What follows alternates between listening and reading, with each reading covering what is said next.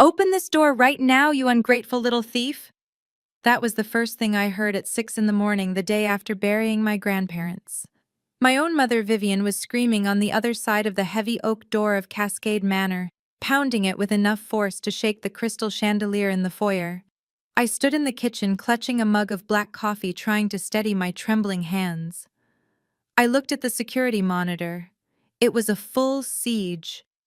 My mother was practically vibrating with rage, her designer sunglasses pushed up on her head. My father, Lawrence, stood behind her, looking pale and sweating through his linen shirt. My brother Darius was pacing back and forth, kicking at the landscaping I had personally designed. And then there was my sister-in-law, Chloe, standing with her arms crossed, looking at her watch, with that familiar expression of bored condescension.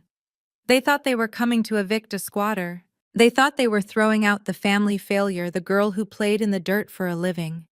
They had no idea that the most powerful judge in the state of Georgia was sitting at my kitchen island calmly buttering a piece of toast.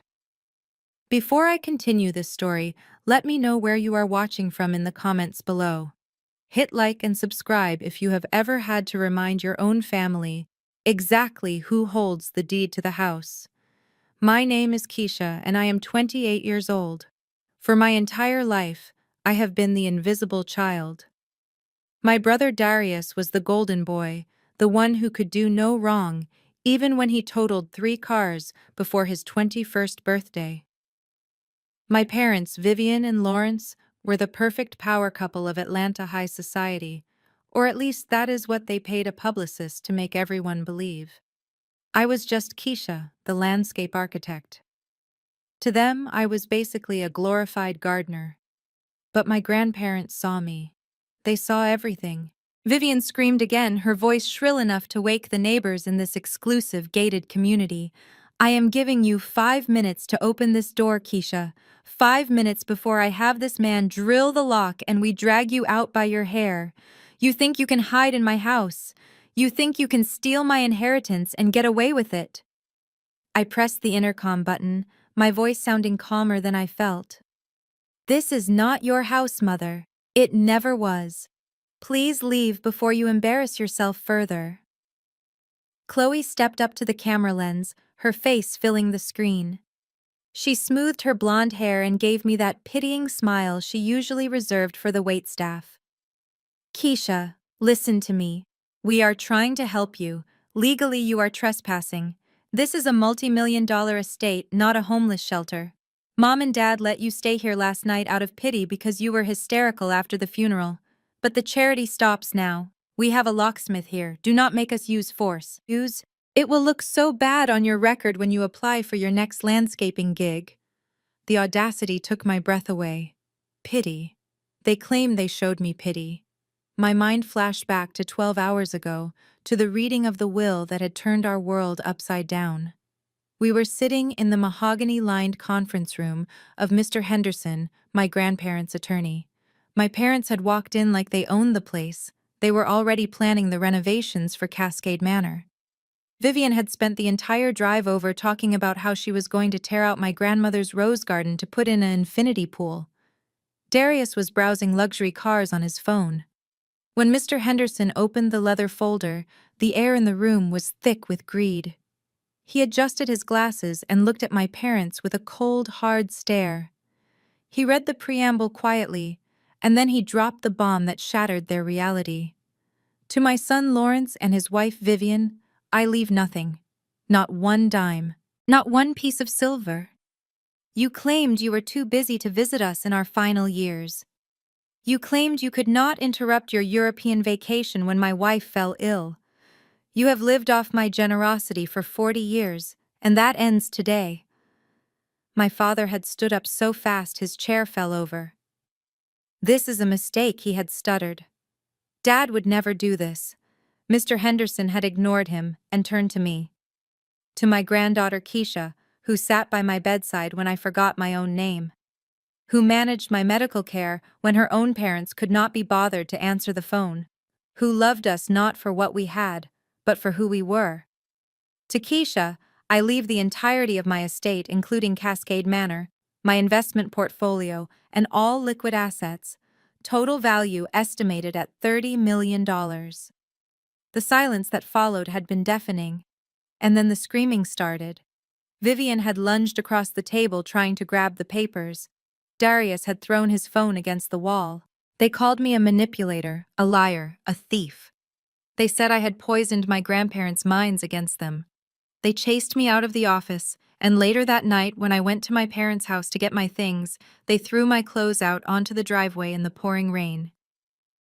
"You are dead to us," Vivian had screamed from the porch while I gathered my soaked belongings. "You are not my daughter until you sign that money back to us. Don't you dare come crawling back when you realize you are too stupid to manage that kind of wealth." I had driven straight to Cascade Manor, my grandparents' house. My house. I had slept in my old room, the one my grandmother kept ready for me, terrified and grieving and overwhelmed. And now here they were at 6 in the morning trying to break down my door.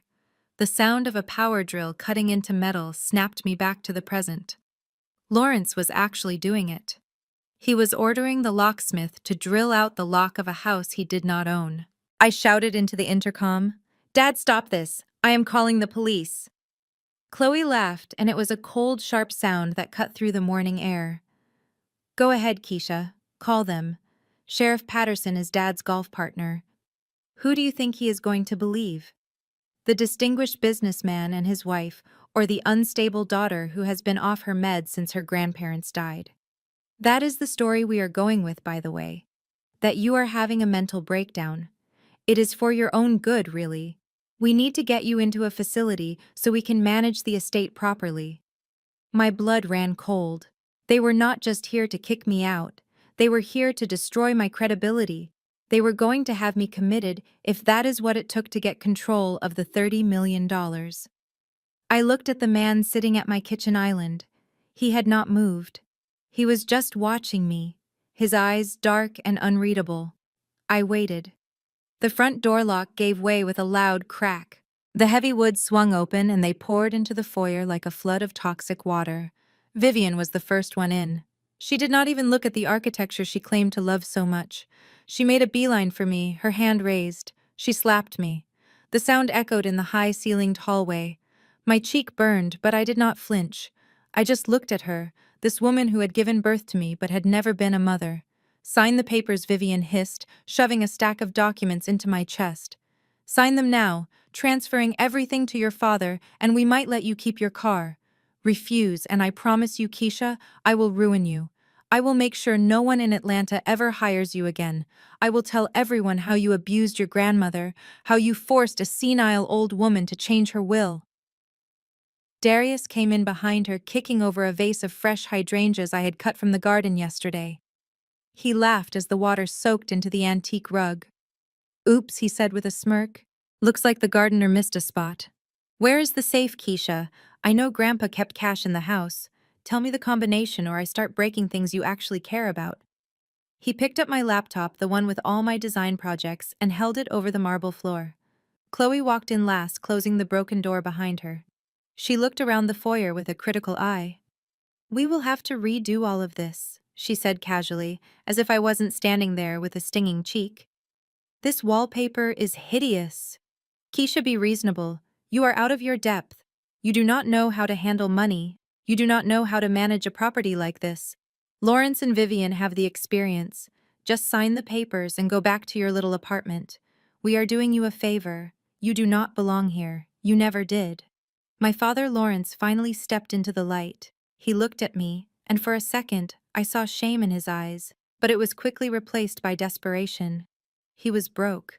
I knew that from the financial documents Mr. Henderson had shown me. He had run his own business into the ground and had been borrowing money from my grandparents for years to keep up appearances. Without this inheritance, he was finished. "Keisha," he said, his voice shaking, "just do as your mother says. We are a family. We need to keep this money in the family. You can't just take it all. It isn't right." I took a step back, my hand touching the cool granite of the kitchen island. "I am not signing anything," I said, my voice quiet but steady. "And you are right, Dad. We are a family, which makes what you are doing right now so much worse." You are breaking into my home. You are assaulting me. You are threatening me. And for what? For money that Grandpa specifically said you did not deserve. Vivian stepped forward again, her eyes wild. She raised her hand for another slap. You ungrateful little witch. I brought you into this world and I can take you out of it. You are nothing without us. Nothing. Stop! The voice was not loud, but it carried the weight of a gavel striking a sound block. It stopped Vivian mid-strike. It froze Darius with my laptop still held high. Lawrence turned pale as a sheet. Slowly, the man sitting at the kitchen island turned his swivel chair around. He placed his coffee mug down on the counter with a deliberate click. He was an older man with gray hair cropped close and a posture that commanded respect even in a casual polo shirt. But everyone in Atlanta knew that face. Everyone in the high society circles my parents desperately tried to cling to knew that voice. It was Judge Sterling, the Chief Justice of the state Supreme Court, the man who had sent corrupt senators to prison, the man whose reputation for justice was as ironclad as the vault at the bank. And he was my grandfather's best friend. He stood up slowly, his eyes scanning the room with a look of absolute disgust. Lawrence dropped his car keys. Vivian's hand fell to her side, her mouth opening and closing like a fish. Chloe, who had been so confident a moment ago, looked like she might faint. Judge Sterling walked over to stand beside me. He put a protective hand on my shoulder. You made a mistake, Vivian, he said, his voice low and dangerous. You said Keisha was nothing without you. But you forgot one thing. She is not without you. She is with me. Lawrence tried to speak, but only a squeak came out. Judge Sterling, we didn't know you didn't know I was here. Judge Sterling finished for him. You didn't know that Arthur asked me to stay here last night to ensure his granddaughter's safety because he knew exactly what kind of vultures you are. He looked at the broken lock on the front door, breaking and entering, assault, attempted extortion, and conspiracy to defraud an heir. I believe that is about 20 years of prison time standing in this foyer right now. Chloe tried to pivot, her survival instincts kicking in. Judge Sterling, this is a misunderstanding. We were just concerned about Keisha's mental state. We heard she was… Be quiet, Chloe, the judge snapped. I have been sitting here for 10 minutes, listening to you threaten to have a sane young woman committed to a mental institution so you could steal her money. I have recorded every word on my phone. He tapped the device sitting on the counter. He turned to the open door where the locksmith was still standing looking terrified. You son, he called out. You might want to leave before I decide you are an accomplice. The locksmith didn't need to be told twice. He ran to his van and peeled out of the driveway. Judge Sterling turned back to my parents. His eyes were cold. Now, you have exactly 60 seconds to get off this property before I call the real police. Not your golf buddy, Sheriff Patterson. I am calling the state troopers. And Lawrence, if you ever come near this girl again, I will personally oversee the audit of your business. I know about the offshore accounts. I know about the tax evasion. Do not test me. Vivian looked at me one last time. There was no love in her eyes, only pure hatred. You will regret this, Keisha, she spat. You will die alone in this big house. I looked at her, at the woman who cared more about her status than her child. Get out, I said. They scrambled. It was pathetic, really. Darius put my laptop down gently on the table, as if he hadn't just been threatening to smash it. Lawrence tried to shake Judge Sterling's hand, but the judge just stared at him until he pulled it back. Chloe didn't even look at me, she just rushed out to her car, pulling her phone out, presumably to call a lawyer. When the door slammed shut, leaving us in the quiet foyer, I felt my knees give way. Judge Sterling caught me, guiding me to a chair. I am sorry you had to go through that, he said gently. Your grandfather hoped they would be better. But he prepared for them to be exactly who they are. He reached into his briefcase, which had been sitting by his feet. He pulled out a thick manila envelope. This is why I am really here, Keisha. The $30 million is just the surface. Your grandfather left you this. He called it the insurance policy. I opened the envelope. Inside were documents, detailed records, emails, and photos. It wasn't just money, it was leverage. Proof of every dirty deal my father had made, every social ladder climbing lie my mother had told, and secrets about Chloe's family that would ruin them in this town. Use this wisely, Judge Sterling said. They will be back. People like that always come back. But now you have the ammunition to end them. I looked at the papers in my hand. I wasn't just an heiress anymore. I was the keeper of their destruction. And for the first time in my life, I wasn't afraid of them. I was ready. That night, I hired a private security team. I changed the locks to biometric scanners. I sat in my grandfather's study looking out over the estate that was now mine. I thought it was over. I thought I had won. But I was wrong. The next morning, I woke up to my bank accounts frozen and a lawsuit served by a courier. They weren't giving up. They had found a loophole, a clause in the will that they thought they could exploit. But they didn't know I had the insurance policy. And they didn't know that I had found something else in the safe in the floor of the closet. A diary. My grandmother's diary. And what was written on the last page changed everything I thought I knew about my family. It turns out the reason they hated me wasn't because I was a failure. It was because I was the only one who didn't know the secret of my birth. I picked up the phone and dialed Judge Sterling. "We have a problem," I said. "They are suing." "Good," he replied. "Let them sue. It will just make it easier to expose them in court. Bring the diary, Keisha. It is time the world knew who Lawrence and Vivian really are."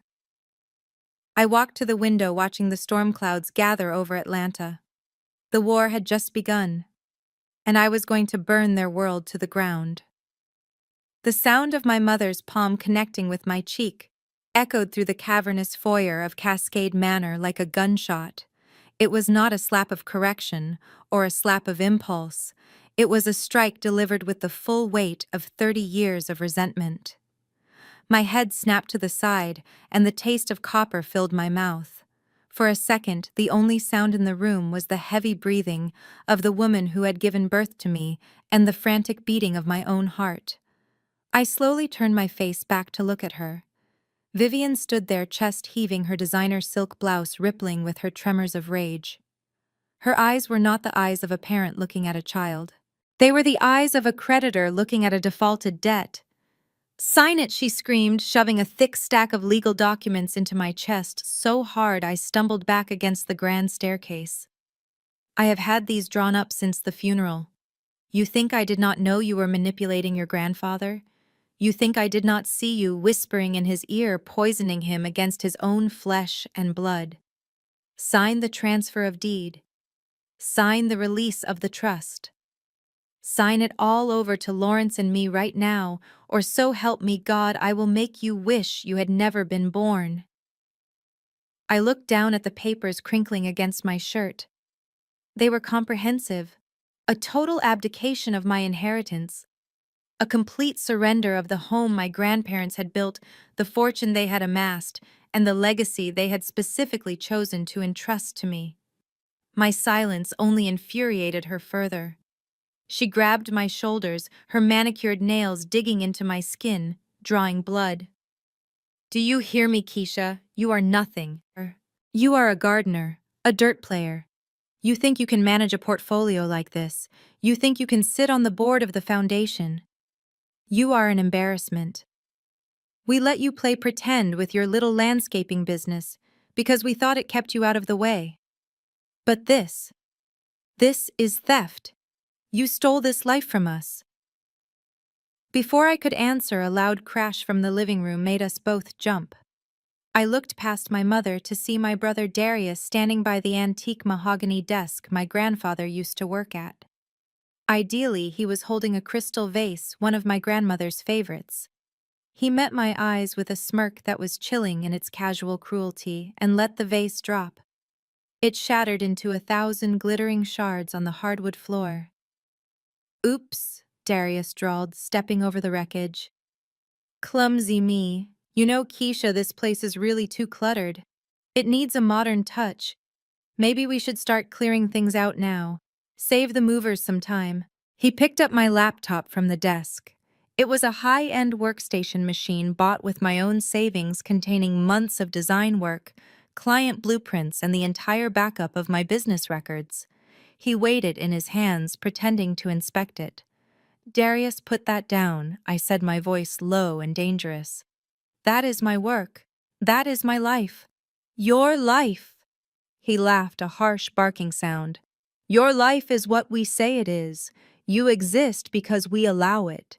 You have a roof over your head because we are generous, and now you want to act like the queen of the castle." He raised the laptop high above his head. I lunged forward, but my father Lawrence stepped in front of me, blocking my path with his heavy frame. He did not look me in the eye. He just stood there, a wall of weak complicity, allowing his son to destroy his daughter's livelihood. Darius threw the laptop down with force. It hit the marble threshold of the hallway with a sickening crunch. Plastic cracked, screen shattered. The device skidded across the floor, a broken, twisted piece of metal and glass. "That is what your little career is worth," Darius spat. "Garbage. Just like you. Now stop stalling and sign the papers Mom gave you. Or I start on the windows next. Then maybe the car. How much destruction can you afford, Keisha?" I looked at the broken remains of my computer. I looked at the shattered vase. And then I looked at my family. For years I had cowered before them. I had swallowed their insults, accepted their neglect, and internalized their disdain. I had believed them when they said I was unworthy. But standing there in the ruins of their violence, something inside me calcified. The fear evaporated, replaced by a cold clarity that was sharper than the crystal shards on the floor. "You talk about worth," I said, my voice steady, rising over the sound of my mother's panting breath. "You talk about what I deserve. Let us talk about deserve, Vivian. Let us talk about where you were 3 years ago." Vivian narrowed her eyes. "Do not change the subject. I am not changing it." I stepped around my father, moving into the center of the room. 3 years ago, Grandma started forgetting names. She left the stove on. She wandered out into the street in her nightgown. Grandpa was too frail to chase her. He called you. He called you every day for a week, begging for help because he could not handle her dementia alone. I stared at my mother, forcing her to meet my gaze. "And where were you? You were in Paris. You were posting photos of yourself drinking champagne on a boat on the Seine. When Grandpa told you he needed you to come home, you told him you could not possibly interrupt your anniversary trip. You told him to hire a nurse. You told him to stop being dramatic." "That is a lie," Vivian shrieked, but her eyes darted away. "We sent money. We hired the best help. You sent nothing," I countered, my voice rising. "You drained the operating account of the family business to pay for that trip." Grandpa showed me the statements. And when the nurse did not show up who moved in here, who slept on the floor by Grandma's bed for 6 months because she was terrified of the dark, who fed her, who bathed her when she could not bathe herself, who held her hand when she screamed because she did not know who I was. It was not you, Vivian. It was never you. And it certainly was not Darius. I turned to my brother, who was now leaning against the mantel, looking bored, but with a flicker of unease in his eyes. "And you?" I said, pointing at him. "You talk about my career being garbage. Let's talk about your career, Darius. Or should we call it what it is? Professional leech." "Shut up," Darius growled, taking a step toward me. "No, I will not shut up. Not anymore." Do you remember my sophomore year of college? I had a full tuition scholarship, but I still needed money for books, for housing, for food. I worked 2 jobs. I was a waitress and a library assistant. And then I saved up $5,000. $5,000 that I was going to use to study abroad. It took me 2 years to save that money. Darius rolled his eyes. "Who cares about your little savings account?" "I care!" I screamed, the emotion finally breaking through. "I care because one day I went to the bank and it was gone. The account was empty. And when I called Mom crying, thinking I had been hacked, she told me not to worry about it. She told me the family had an emergency. I turned back to Vivian. Your emergency was buying Darius a brand new Range Rover for his 21st birthday. You took my tuition money, my food money, the money I scrubbed floors for, and you used it to buy a luxury car for the son who had just flunked out of community college. It was a graduation gift, Vivian scoffed. He needed reliable transportation. You were just being selfish, hoarding money when your brother needed help. That is your problem, Keisha. You have always been selfish. You never think about the family image. The family image, I laughed, a sound devoid of humor. The image of a family that cannibalizes its own children. Grandpa knew. He knew about the car. He knew about the tuition. He knew about Paris. That is why he changed the will. It wasn't manipulation. It was restitution. Lawrence finally spoke up, his voice booming in the enclosed space. That is enough, Keisha. You are hysterical. You are twisting the past to justify your theft. Your grandfather was sick. He was not in his right mind. You took advantage of a dying man. I took care of a dying man, I corrected him, while you were busy leveraging his company to pay off your bad investments. Do you think I do not know about the loans, Dad? Do you think Mr. Henderson did not show me the books? You are drowning. You are broke. That is why you are here at 6 in the morning breaking down doors. You do not care about legacy. You care about liquidity. You need this house to pay off the sharks you borrowed from. Lawrence turned a shade of purple that was dangerous. You have no idea what you are talking about. Business is complicated. It is not complicated, I said. You failed, and you want me to pay for it. Again. Just like I paid for Darius' car.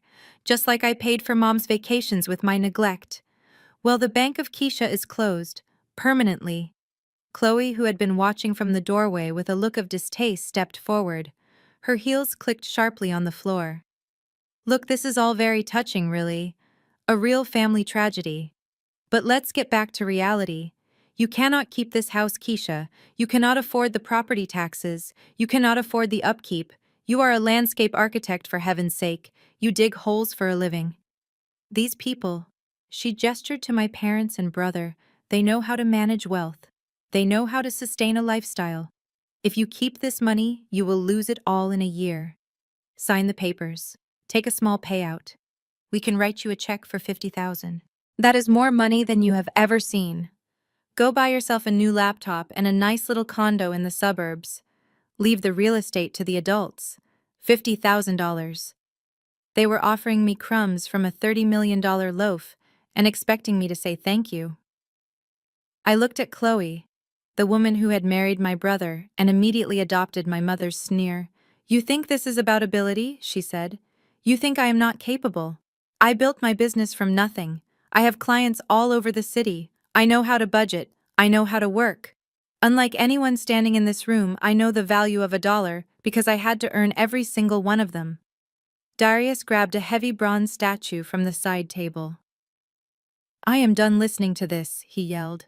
Sign the papers, or I swear to God I will smash every single thing in this house that you love. I will start with the paintings, then the windows, then your face. He raised the statue, looking wild and unhinged. This was not just a threat. He was going to do it. The violence that had always simmered under the surface of our family dynamic was boiling over. They were desperate animals cornered by their own greed, and they were ready to tear me apart to get what they wanted. Vivian did not stop him. She crossed her arms and watched a cruel smile playing on her lips. See what you made him do, she said calmly. This is your fault, Keisha. You bring out the worst in people. Just sign the document and nobody gets hurt. I looked at the pen she was holding out to me. I looked at Darius with the statue poised to strike. I looked at my father, who was looking at the floor, refusing to witness the violence his silence was sanctioning. I took a breath. The air in the room felt thick and toxic. No, I said. Darius roared and swung the statue toward a glass display case filled with my grandmother's porcelain collection. Do it! I shouted over him, my voice stopping his arm in mid-air. Break it all. Burn the house down. It does not matter. Because the deed is already recorded. The trust is already executed. Even if you destroy every brick of this mansion, you will not get a cent. And every piece you break, every bruise you put on me, is just another line in the police report. Another piece of evidence for the restraining order. You think the police will help you? Vivian laughed, shrill and manic. You poor stupid girl. We are the Addams family. We own this town. We write the checks that keep the police department running. When the sheriff gets here, he will see a mentally unstable girl who trashed her own house in a fit of grief. We will have you in a psych hold by noon, and then we will have power of attorney by dinner. She stepped closer into my personal space, her perfume cloying and suffocating. You have no friends, Keisha. You have no allies. You have nobody. You are alone in this house, and you are alone in this world. Now be a good girl and do as you are told. She grabbed my wrist, forcing the pen into my hand. Darius stepped closer, looming over me with the heavy bronze weapon. Lawrence blocked the exit. It was a perfect circle of intimidation. I felt the cold plastic of the pen. I felt the heat of my mother's hand on mine. I looked around the room where my grandfather used to read to me, the room where my grandmother used to teach me how to arrange flowers. They had turned a sanctuary into a prison cell. But they had forgotten one thing. They had forgotten that while they were spending money, I was making connections. They had forgotten that while they were at country clubs, I was at community board meetings. And most importantly, they had forgotten that my grandfather was not just a rich man, he was a man of honor, and men of honor have friends in high places. I looked past my mother's shoulder toward the kitchen, toward the man who had been sitting quietly in the shadows, witnessing every threat, every admission, every act of violence. You said I have no allies, Mother, I whispered. You said I am alone. Vivian sneered. You are. Look around. There is nobody coming to save you. I smiled, and for the first time that morning it was a genuine smile. I wouldn't be so sure about that. Just then the sound of a chair scraping against the kitchen floor broke the tension. Heavy footsteps echoed on the tile, slow, deliberate, authoritative. My mother's head snapped around. Darius lowered the statue. Lawrence looked up from the floor. From the shadows of the hallway, a figure emerged. He was adjusting his glasses and holding a notepad where he had been meticulously writing down every word that had been spoken in the last 15 minutes. I think you folks have said quite enough. The deep baritone voice rumbled, filling the room with a terrifying gravity. Vivian gasped, dropping my wrist as if it were burning. Lawrence looked like he had seen a ghost. Hello, Lawrence, the man said, stepping into the light. Hello, Vivian. It has been a long time. It was Judge Sterling. And he looked ready to pass a sentence that would end their world. I tried to run. The air in the foyer was suffocating thick with the heat of violence and the stench of my brother's expensive cologne. I needed air. I needed to get away from these people who wore the faces of my family but carried the souls of wolves. I lunged toward the French doors that led to the back terrace, my hand outstretched for the brass handle. I just wanted to get to the garden, to the soil, and the roses where things made sense. You are not going anywhere, Keisha. My father's hand clamped around my upper arm like a vice. For a man who had spent the last decade sitting behind a desk pretending to be a CEO, Lawrence still had a grip like steel. He yanked me back so hard my teeth rattled. He shoved me into the wall next to a portrait of my great-grandfather. The heavy frame rattled ominously. We are not finished. Lawrence snarled, his face inches from mine. His breath smelled of stale coffee and desperation. You do not get to walk away from this. You do not get to steal our future and then go prune your bushes. We are going to settle this right now. I struggled against him, but Darius moved to block my other side. I was trapped, pinned between the wall and the two men who were supposed to protect me from the world. Instead, they were the ones I needed protection from. Then the sound started. It began as a single vibration in the pocket of my jeans, a text message, then another, then another. Within seconds, my phone was not just buzzing, it was convulsing against my hip, a continuous spasm of notifications that sounded like a swarm of angry hornets. It did not stop. It was a relentless mechanical assault. Chloe stepped forward, her phone glowing in her hand. The screen illuminated her face, giving her a ghostly, triumphant look. She swiped her thumb across the glass with the casual elegance of an executioner sharpening a blade. "Oh, look," she said, her voice dripping with mock sympathy. "It seems the news is out." You know, Keisha, news travels fast in Atlanta, especially when you have the right network. And I have a very extensive network. I managed to wrench one hand free and pulled my phone from my pocket. My lock screen was a blur of banners, text messages, Instagram DMs, Facebook notifications, missed calls. It was an avalanche. I unlocked the screen and my stomach dropped through the floor. The first message was from Mrs. Gable, a woman who had hired me to redesign her garden 3 years ago, a woman who had recommended me to half the city. "I am canceling our contract immediately," the message read. "Do not step foot on my property again. I do not do business with elder abusers." Elder abusers. The words made the room spin. I scrolled down. A message from my college roommate. "I cannot believe you did that to your grandparents, Keisha. I thought I knew you." Blocked. A message from the head of the local botanical society where I volunteered every weekend. "We have voted to remove you from the board effective immediately. Please return your key." "What did you do?" I whispered, looking up at Chloe. Chloe smiled and turned her phone screen toward me. It was a post in the Atlanta High Society private Facebook group, a group with 5,000 members, the wealthiest, most influential people in the state, the people who hired me, the people who could make or break a reputation with a whisper. The post had a photo of me. It was a photo from 2 years ago taken at a family barbecue where I looked tired and disheveled because I had spent the previous night at the hospital with my grandmother. But the caption Chloe had written painted a very different picture. "It breaks my heart to share this family tragedy publicly," the post read. "But we need the community's support. We have discovered that my sister-in-law, Keisha, has been systematically manipulating and abusing our beloved grandparents Lawrence and Marie for years. While the rest of the family worked tirelessly to support them, Keisha isolated them, withheld their medication, and forced them to sign a new will while they were in a state of dementia. She is now squatting in their home, refusing to let her grieving parents enter to collect their personal belongings. We are devastated. Please pray for the Adams family as we fight this injustice." Below the text were hundreds of comments.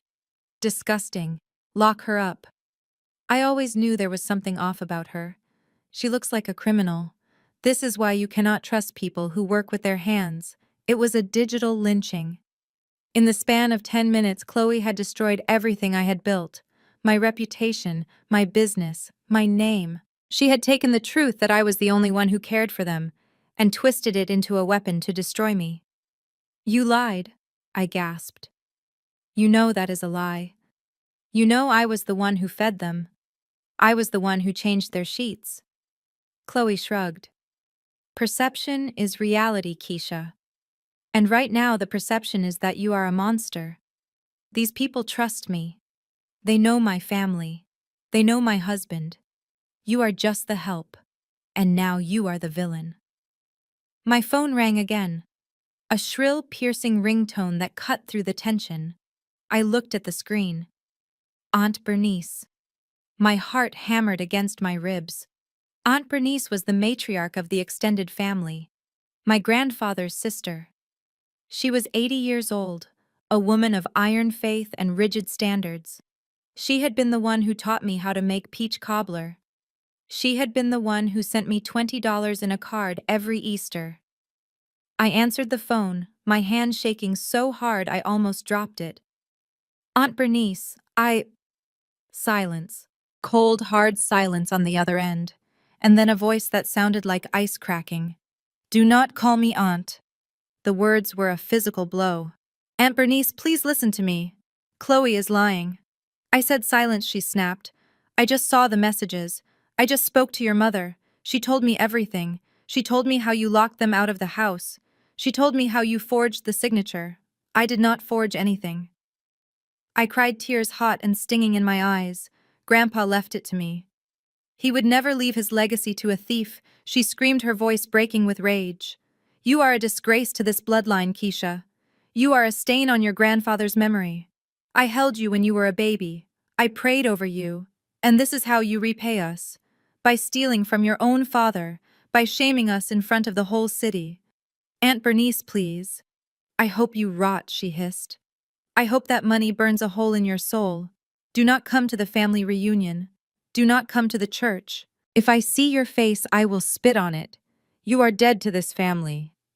The line went dead. I lowered the phone slowly. The silence in the foyer was heavy, thick with the weight of my isolation. I looked at my parents. Vivian was watching me with a look of satisfied vindication. She didn't care that her sister-in-law hated her daughter. She only cared that she was winning. See, Vivian said, stepping closer, her voice silky and cruel. Everyone knows now. There is nowhere to run. You have no friends. You have no family. You have no clients. You are completely alone. I felt the walls of the house closing in on me. This house that had been my sanctuary was now a tomb. The community I had grown up in, the people I had waved to in the grocery store, the neighbors I had helped with their gardens, they had all turned on me in the blink of an eye. The speed of the betrayal was breathtaking. It didn't matter that I had lived a life of integrity. It didn't matter that I had never stolen a candy bar, let alone a fortune. One lie from a woman with the right last name and the right skin tone, and I was erased. Darius laughed from his spot by the shattered vase. You should see the group chat, sis. Cousin Marcus just said he is going to come over here and drag you out himself. He said nobody disrespects the family like this. You better sign those papers before the mob gets here. I looked at my phone again. A notification from my bank popped up. Account frozen. Suspicious activity reported. Chloe had not just attacked my reputation. She had attacked my survival. She had reported my accounts for fraud. I had no access to money. I had no access to support. I was trapped in a mansion with 3 people who wanted to destroy me and a city outside that wanted to see me burn. I sank to the floor, my back sliding down the wall until I hit the cold marble. The fight drained out of me. What was the point? Even if I kept the house, I would be a pariah. I would be the crazy woman in the big house on the hill, the one everyone whispered about, the one who stole from her dying grandparents. Just sign it. Lawrence said, his voice almost gentle now, almost paternal.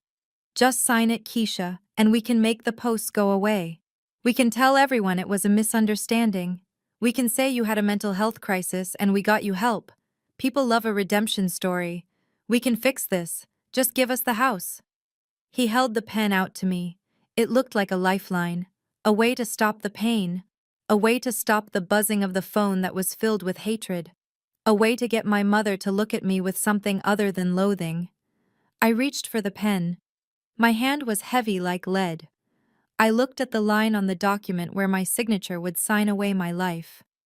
Grandpa, I whispered. I am sorry. I cannot do it. They are too strong. I felt the cool plastic of the pen barrel against my fingers. Vivian let out a breath she had been holding. Chloe smirked triumphantly. Darius kicked a piece of glass across the floor. But then I saw it. Under the console table where I was sitting, there was a small scuff mark on the baseboard. It was from a toy truck I had crashed into the wall when I was 5 years old. Grandpa had never painted over it. He used to point to it and say, "That is where Keisha made her mark. That is where she proved she was a force of nature. A force of nature." I looked at the pen. I looked at Lawrence. I looked at the phone that was still vibrating with the hate of 1,000 strangers. They could take my reputation. They could take my business. They could take my family. But they could not take the truth. The truth was written in the will. The truth was written in the years I spent wiping drool from my grandmother's chin while they drank wine in Europe. The truth was that I loved them, and they loved money. And if I signed this paper, I wasn't just giving them a house. I was giving them permission to rewrite history. I was letting them turn my grandfather's love into a lie. I gripped the pen tighter, but I didn't sign. I stood up slowly, using the wall for support. I looked at Lawrence, and I saw the fear behind his eyes. He was terrified. He was terrified because he knew that without this signature he was ruined. "I am not signing," I said. My voice was raspy, but it was mine. Vivian's face contorted. "What did you say?" I said no. Chloe let out a frustrated shriek. "You stupid girl. Look at your phone. Your life is over. We destroyed you. You destroyed a version of me," I said. "You destroyed the Keisha who cared what people thought. You destroyed the Keisha who wanted your approval, but you didn't destroy the owner of this house." "Then we will do it the hard way," Lawrence growled. He pulled out his phone. "I am calling Patterson. I told him you were having a breakdown. I told him you were a danger to yourself. He is on his way with a 51-50 hold order. We are going to have you committed, Keisha. And once you are declared incompetent, I will get power of attorney, and I will sign those papers myself." Sirens wailed in the distance. They were getting closer. They were really doing it. They were going to lock me away. They were going to use the police to finish what the internet started. I looked at the door. I looked at my family. And for the first time in my life, I realized that blood didn't mean anything. Blood was just biology. Loyalty was a choice, and they had chosen their side. The sirens grew louder. Blue lights flashed through the transom window above the broken door. Tires screeched on the driveway. Lawrence smiled. It was a smile of pure malice. "Game over, Keisha. The cavalry is here. But they are not here for you." Heavy boots stomped up the front steps. The doorway darkened as 3 uniformed officers filled the frame. In the center was Sheriff Patterson, a man with a belly that strained his buttons and eyes that had looked the other way for my father's drunk driving twice. "Sheriff Lawrence," said, stepping forward, his voice smooth and authoritative. "Thank God you are here. My daughter, she has completely snapped. She broke the door. She destroyed her own computer. She is threatening us. We need to get her to a facility immediately." Sheriff Patterson looked at me. He saw the bruise on my cheek from my mother's slap. He saw the glass on the floor. He saw a young black woman standing alone against 3 well-dressed, respectable citizens. "Grab her!" Patterson barked to his deputies. "Cuff her. Use force if you have to. She looks manic." 2 deputies moved toward me, their hands on their tasers. I backed up against the kitchen island. This was it. This was the end. I was going to be dragged out of my own home in handcuffs, screaming the truth, while everyone shook their heads and said what a tragedy it was that I had lost my mind. One deputy reached for my arm. I closed my eyes, bracing for the cold steel of the cuffs. But the cuffs never came. Instead, a sound cut through the noise of the sirens and the shouting. It was the sound of a car engine, not a police cruiser, a deep, powerful purr of a 12-cylinder engine. A car door slammed, not a slam of haste, but a slam of authority. "Hold it," the voice boomed from the driveway. It wasn't loud, but it had a timbre that made the air vibrate. It was a voice that stopped trials cold, a voice that had pronounced life sentences. The deputies froze. Sheriff Patterson turned around, his hand dropping from his holster. Lawrence looked past the police, his eyes widening in horror. Walking up the driveway past the police cruisers, past the broken door, past the shattered glass, was a man in a black wool coat. He walked with a cane, but he didn't lean on it. He used it like a scepter. It was Judge Sterling. And he wasn't alone. Behind him were 2 men in dark suits with earpieces. State agents. The judge stopped at the threshold. He looked at the sheriff. He looked at my parents. And then he looked at me. "Get your hands off her," he said to the deputy. His voice was calm, deadly calm. Sheriff Patterson stuttered. "Judge Sterling, sir, we were just— This is a domestic disturbance. Mr. Adams called." "Mr. Adams is a liar," Judge Sterling said, stepping into the foyer. "And you, Patterson, are about to be an unemployed liar." He walked past the stunned police officers and stood next to me. He put a hand on my shoulder, and for the first time since my grandfather died, I felt safe. I apologize for the delay, Keisha, the judge said. I had to make a few calls. It seems there is a conspiracy to commit fraud taking place in my district.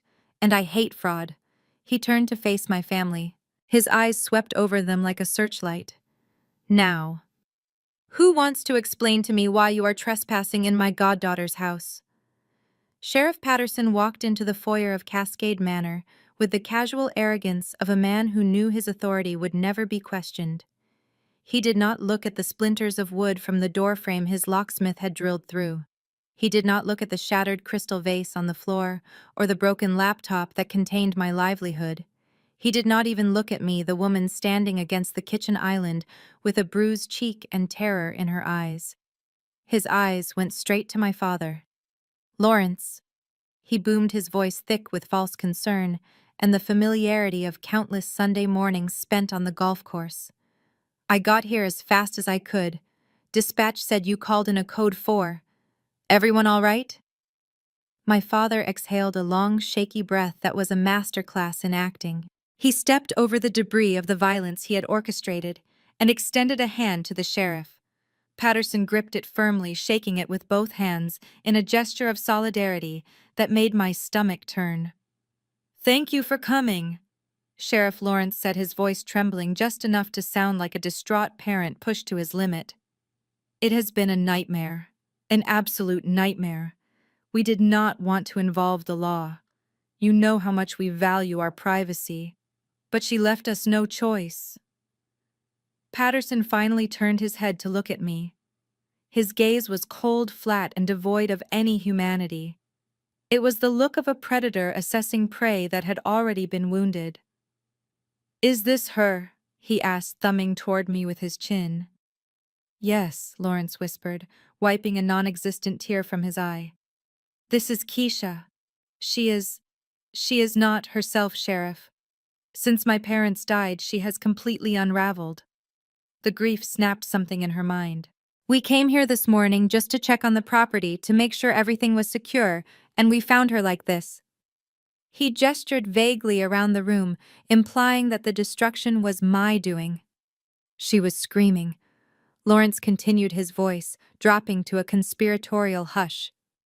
Ranting about conspiracies, saying she owned the house. She destroyed her own computer because she thought the government was spying on her through the webcam. She attacked her mother. Look at Vivian's arm. Vivian stepped forward right on cue. She held out her arm where a small red mark was visible, likely from when she had grabbed me earlier. But in this narrative, I was the aggressor. She came at me like a wild animal. Vivian sobbed, leaning into the sheriff's personal space. "My own daughter. She tried to push me down the stairs. She kept screaming that this was her house, that she was the queen. It was terrifying, Sheriff. I have never seen eyes like that. It was like looking at a stranger." I stood there frozen by the sheer magnitude of the lie. It was seamless. It was rehearsed. It was perfect. They were painting a picture of a psychotic break, a dangerous manic episode that required immediate intervention, and they were doing it to the one man in the county who had the power to make it stick. "That is a lie," I shouted, my voice cracking. "They broke in. Look at the door. They hit me. Mom slapped me." Sheriff Patterson held up a hand, palm facing me, silencing me as if I were an unruly child in a classroom. "Quiet down, miss," he barked. "I am talking to your father. You will get your turn to speak when you are booked." Booked. The word hung in the air, heavy and final. Lawrence moved closer to the sheriff, lowering his voice but making sure it was still loud enough for the deputies to hear. "We do not want to press charges, Sheriff. She is sick. This is a mental health crisis. If you arrest her, it will be on her record forever. We just want to get her help. She needs to be under observation. We need a 5150 hold. We need to get her to St. Jude's psychiatric wing immediately before she hurts herself or someone else." A 5150 hold. Involuntary psychiatric commitment. It was the nuclear option. If they succeeded in getting me committed even for 72 hours, they would win. I would be declared incompetent. My father, as my next of kin, would be granted emergency power of attorney. He would have access to the accounts, the estate, the house. By the time I managed to prove my sanity, the money would be gone, moved offshore, or hidden in shell companies I would never find. Please, I pleaded, looking at the two deputies standing behind Patterson. Just look at the evidence. I have the deed. It is in my name. My lawyer is Mr. Henderson. Call him. Please just call him. One of the deputies, a young woman, shifted her weight, looking uncomfortable. She looked at the broken door, then at the bruise on my face. She opened her mouth to speak, but Patterson cut her off with a glare. "Mr. Adams, tell me what you need us to do," Patterson said, turning his back to me completely. "Take her in," Lawrence said. "For her own safety. We will follow you to the hospital to sign the admission papers. Just get her out of here before she destroys anything else." Patterson nodded. He unclipped the handcuffs from his belt. The sound of the metal ratchet clicking was the loudest thing in the room. "You heard the man," he said to his deputies. "Secure the subject. She is a danger to herself and others." "No!" I screamed, backing away until my hips hit the sharp edge of the granite island. "You cannot do this. This is kidnapping. This is fraud." The deputies moved in. The young woman looked apologetic, but she followed orders. The other deputy, a large man with a buzz cut, grabbed my left arm and twisted it behind my back. Pain shot through my shoulder. "Stop resisting," he growled, pushing my face down onto the cold stone counter. "I am not resisting. I am telling the truth." I cried, tears streaming down my face, mixing with the dirt and sweat on my cheek. "Dad, please do not do this. Mom, tell them the truth." I looked at my mother. Vivian was watching the scene with a look of pure satisfaction. There was no motherly instinct in her eyes, no hesitation. She was watching her daughter be manhandled by armed officers, and she looked like she was watching her favorite soap opera. She had won. She had proven that in her world power mattered more than blood. The cold steel of the handcuffs bit into my wrists. Click, click. The sound signaled the end of my life. Once those cuffs were on, I was no longer Keisha the heiress, Keisha the business owner, Keisha the granddaughter. I was just a crazy woman being hauled away for her own good. Sheriff Patterson leaned in close to my face. His breath smelled of stale tobacco and mints. "You should have listened to your father, Missy," he whispered so only I could hear. "In this town, you do not go against the people who sign the checks. You learn your place." I felt the air leaving my lungs. It was a panic attack, dark and suffocating. The room started to spin. I saw Chloe smirking in the corner, recording the arrest on her phone, probably already drafting the caption about my tragic breakdown. I saw Darius leaning against the wall, looking bored, ready to start searching for the safe the moment I was dragged out the door. I was completely alone. The system that was supposed to protect me was the weapon being used to destroy me. The family that was supposed to love me was the architect of my ruin. "Okay, get her up," Patterson ordered. "Let us get this over with. I have a tea time at noon." The deputy yanked me upright. My legs felt like rubber. I stumbled and he shoved me forward toward the broken door, toward the police cruiser that would take me to a locked room and a sedated future. This is it, I thought. This is how they win. Not with a lawyer or a judge, but with a lie and a pair of handcuffs. I looked back one last time at the kitchen, hoping for a miracle, hoping for anything. And that is when I saw him. I had been so focused on the police, so consumed by the terror of the arrest, that I had forgotten about the man sitting in the shadows of the breakfast nook. He had been so still, so silent, that he had blended into the background like a piece of furniture. But now he was moving. He stood up from the bar stool slowly, deliberately. The sound of his chair scraping against the tile floor cut through the chaos like a knife. "Excuse me, gentlemen." The voice was deep, resonant, and filled with an authority that made Sheriff Patterson freeze in his tracks. The sheriff turned around, annoyed. "Who are you? This is a private family matter and a police operation. If you are the gardener, get out before I arrest you for obstruction." The man stepped out of the shadows. He adjusted the lapels of his black coat. He did not look at the sheriff. He looked at my father. "Lawrence," he said, his voice calm but carrying a lethal weight. "You seem to have forgotten to introduce your guest to the sheriff." My father's face, which had been flushed with victory, suddenly drained of all color. His knees actually buckled, and he had to grab the doorframe to stay upright. "Oh my God," Lawrence whispered. Sheriff Patterson looked confused. He looked from the stranger to Lawrence, then back again. "Larry, who is this guy?" The man walked forward. He moved with a limp, using a cane with a silver handle, but his presence filled the room, pushing everyone else into the periphery. He stopped 3 feet from the sheriff.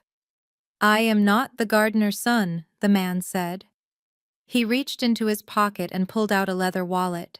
He flipped it open, revealing a gold badge that was larger and shinier than the sheriff's.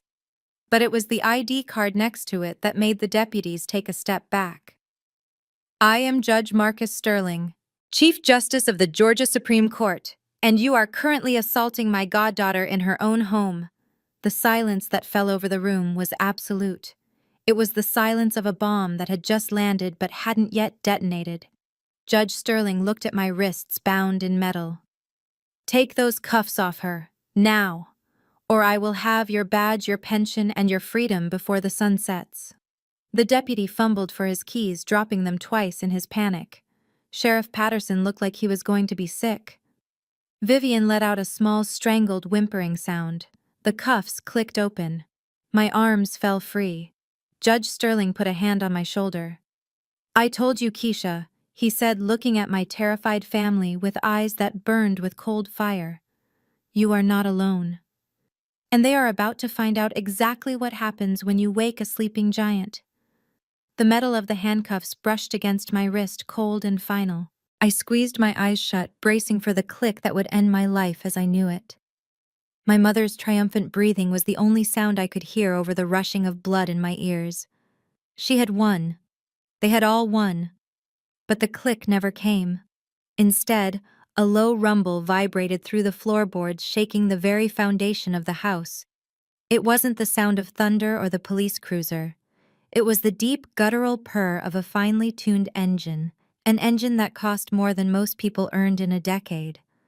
Tires crunched heavily on the gravel of the circular driveway, followed by the heavy thud of a car door slamming shut. It sounded like a gavel striking a bench.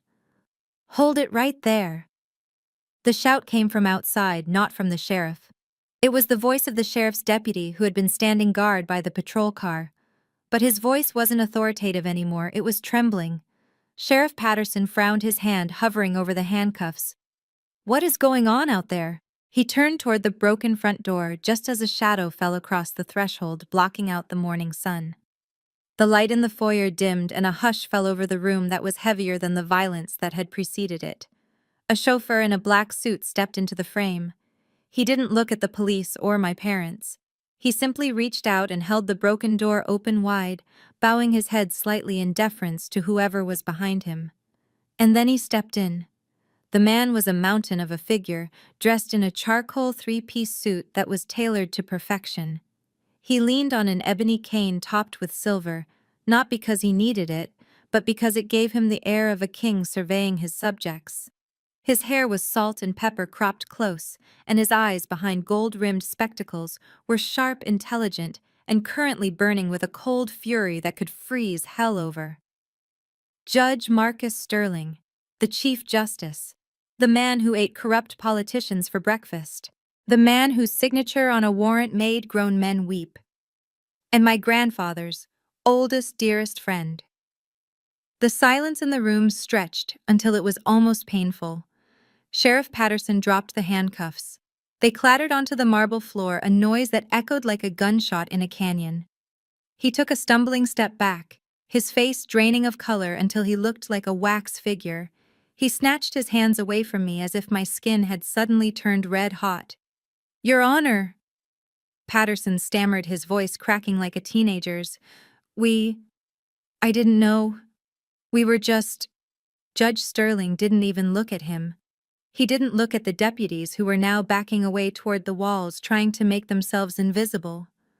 He walked straight into the room, the tap tap tap of his cane the only sound in the universe.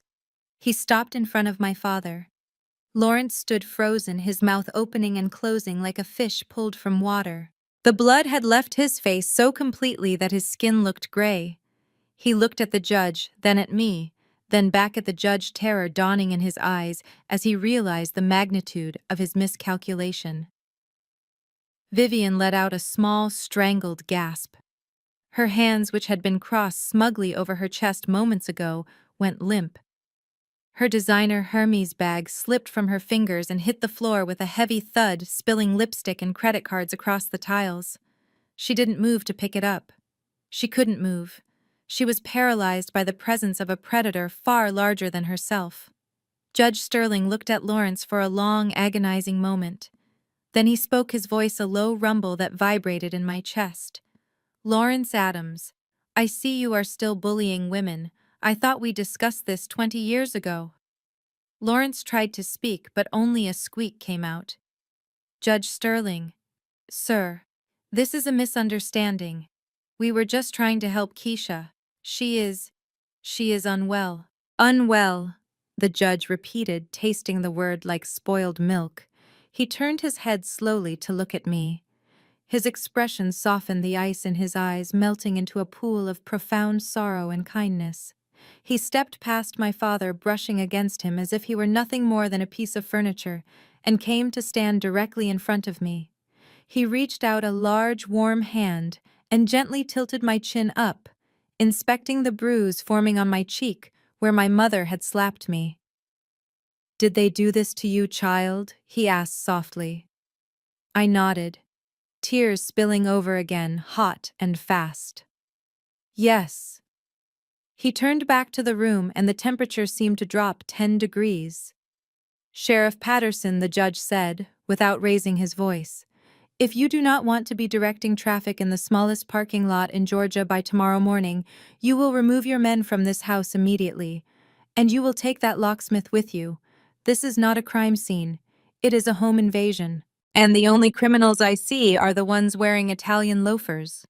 Patterson didn't hesitate. He didn't ask for clarification. He didn't look at my father for confirmation. He signaled his deputies, and they scrambled out the door, nearly tripping over each other in their haste to escape the judge's line of sight. "Wait!" Chloe cried out, her voice shrill with panic. "You can't just send the police away. She attacked us. She is mentally unstable. She needs to be committed." Judge Sterling turned his gaze on Chloe. It was like watching a lion notice a buzzing fly. "And who might you be, young lady?" "I am Chloe Adams," she said, trying to muster some of her usual arrogance but failing miserably. "I am Darius's wife, and I know the law. You cannot interfere in a domestic dispute just because you know the suspect." "Know the suspect." The judge chuckled, a dry, humorless sound. "Young woman, I do not just know her. I am the executor of this estate." The words hit the room like a physical blow. "Executor." Lawrence grabbed the back of a chair to steady himself. Vivian let out a low moan. Darius, who had been silent until now, looked from the judge to his wife, his eyes wide with fear. "That means," Judge Sterling continued, stepping toward Chloe until she backed up against the wall, "that means I know exactly what is in the will. I know exactly who owns this house, and I know exactly who does not." He reached into the inside pocket of his jacket and pulled out a thick, folded document. He held it up for them to see. "This is a copy of the deed. It was filed this morning at 8 a.m. The transfer is complete. This house belongs to Keisha. Not to you, Lawrence. Not to you, Vivian. And certainly not to you, Mrs. Adams." He turned to my father. "Arthur told me you might try something like this, Lawrence. He told me you were desperate. He told me you were drowning in debt. But I never thought you would sink this low. Breaking into your own parents' house. Assaulting your own daughter. Trying to have her committed to an asylum just to get your hands on money you did not earn." "Judge, please," Lawrence begged, sweat beading on his forehead. "You have to understand. The business, we are going to lose everything." "You have already lost everything," the judge said coldly. "You lost your honor. You lost your dignity. And as of this moment, you have lost your daughter. He pointed his cane at the door. Get out, all of you, before I decide to call the state troopers and have you arrested for trespassing, assault, and attempted fraud. And unlike Sheriff Patterson, the troopers answer to me. Vivian finally found her voice. You can't do this, she screeched. I am her mother. I have rights. You have the right to remain silent, Judge. Sterling roared, his voice finally rising to a thunderous volume. And I suggest you exercise it before you incriminate yourself further. Now get out of my goddaughter's house. They ran. There was no dignity in their exit. Lawrence stumbled over the broken door frame. Vivian didn't even stop to pick up her spilled purse, she just left it there, her credit cards scattered like confetti. Darius grabbed Chloe's arm and dragged her out the door. I watched them go, watched them scramble into their luxury cars and peel out of the driveway like common criminals. When the last taillight disappeared around the bend, Judge Sterling turned back to me. His shoulders slumped slightly, the towering rage fading into a weary sadness. I am sorry I was late, Keisha, he said gently. I wanted to make sure the filing was recorded before I came. Your grandfather wanted to make sure there were no loopholes. He pulled a handkerchief from his pocket and handed it to me. Wipe your eyes, child. You are safe now. They can't touch you. Not ever again. I took the handkerchief. It smelled of cedar and old paper. I wiped the blood and tears from my face. Thank you, I whispered. I thought I was alone. The judge smiled, a sad, knowing smile. Arthur knew they would come for you. He knew they would try to break you. That is why he didn't just leave you money, Keisha. He left you protection. He gestured to the leather briefcase his chauffeur had brought in and placed on the table. He left you answers. I looked at the briefcase. It was old, worn leather monogrammed with my grandfather's initials. What is in there? I asked. The judge sighed. The truth. About your father's business. About your mother's spending. About why they really hate you. It isn't because you are a gardener, Keisha. It isn't because you are a failure. He paused, looking me in the eye. It is because you are the only one who didn't know the secret that has been holding this family hostage for 30 years. I felt a chill run down my spine. What secret? Judge Sterling opened the briefcase. He pulled out a thick file bound with red string. The secret of where the money really came from. And the secret of who you really are. The silence that followed Judge Sterling's entrance was heavy enough to crush bones. For a moment, the only sound in the foyer was the ragged breathing of my mother and the soft, confident tap of the judge's cane against the marble floor. He moved past my father without even a glance, as if Lawrence were nothing more than a coat rack or a piece of unwanted furniture. My father's hand, which had been halfway extended for a greeting, dropped limply to his side.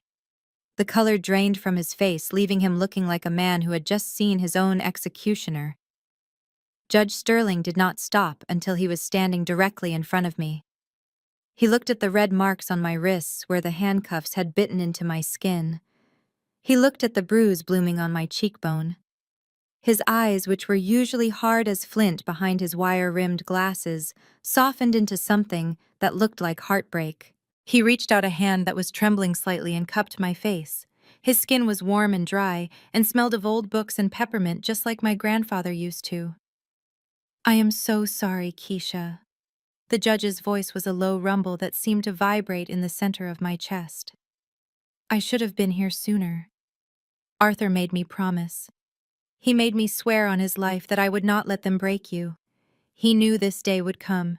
He knew they would try to take everything from you the moment he was gone. I failed him by being late, but I will not fail him again. I looked up at him, my vision blurring with fresh tears. I had thought I was alone. I had thought my grandfather's protection ended when they lowered him into the ground. But he was still here. He had sent his champion. He had woven a safety net so strong that not even my family's greed could cut through it. Are you hurt, child? Judge Sterling asked, his thumb gently brushing away a tear that had escaped. Did they hurt you? I nodded, unable to speak. The relief was so intense it made my knees weak. Behind us, I heard my mother make a small, strangled noise. Judge Sterling. She began, her voice high and thin like a wire pulled too tight. You do not understand. Keisha is unwell. We are just trying to help her. She needs professional care. The judge did not turn around. He did not even acknowledge she had spoken. He kept his eyes locked on mine, as if I were the only person in the room who mattered. He reached into his coat pocket and pulled out a pristine white handkerchief. He pressed it into my hand, closing my fingers around it. Dry your eyes, he said softly. You are a Brooks. You are the granddaughter of Arthur Brooks. You do not cry in front of people who do not deserve your tears. Then he turned. The movement was slow, deliberate, and terrifying. He pivoted on his heel, his cane finding the floor with a sharp crack. He faced the room and the temperature seemed to drop 10 degrees. His gaze swept over my family. He looked at Darius, who was trying to hide the bronze statue behind his back. He looked at Chloe, who was frantically typing on her phone, likely trying to delete the libelous post she had just made.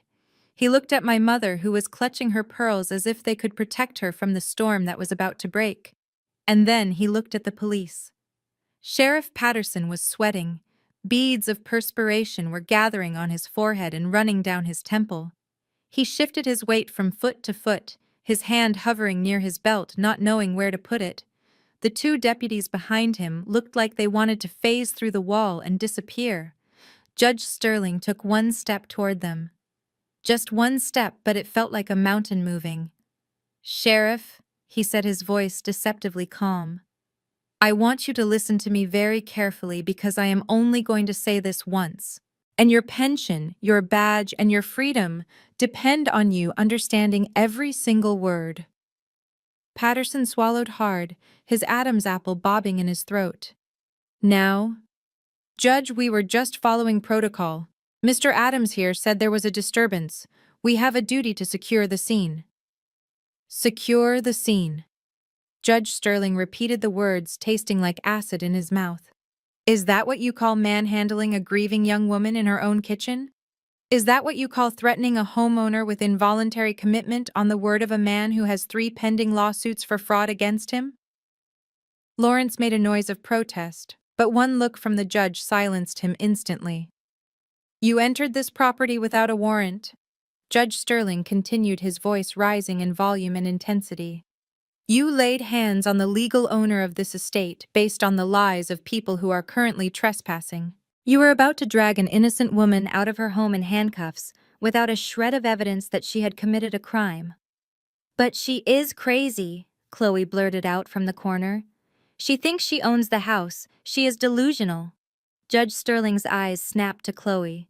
It was like a lion focusing on a gazelle. Young woman, if you speak again, I will hold you in contempt of court right here in this foyer. And I do not care that we are not in a courtroom. My authority does not stop at the courthouse steps. He turned back to Patterson. He reached into his inner pocket again and pulled out a folded document with a blue legal cover. He snapped it open, holding it up so everyone could see the official seal stamped in red ink at the bottom. This is the last will and testament of Arthur Brooks. It was filed with the probate court yesterday afternoon. It names Keisha Brooks as the sole heir and executor of the entire Brooks estate. The house, the land, the investments. Every single brick and blade of grass on this property belongs to her. He lowered the document and pointed a finger directly at the sheriff's chest.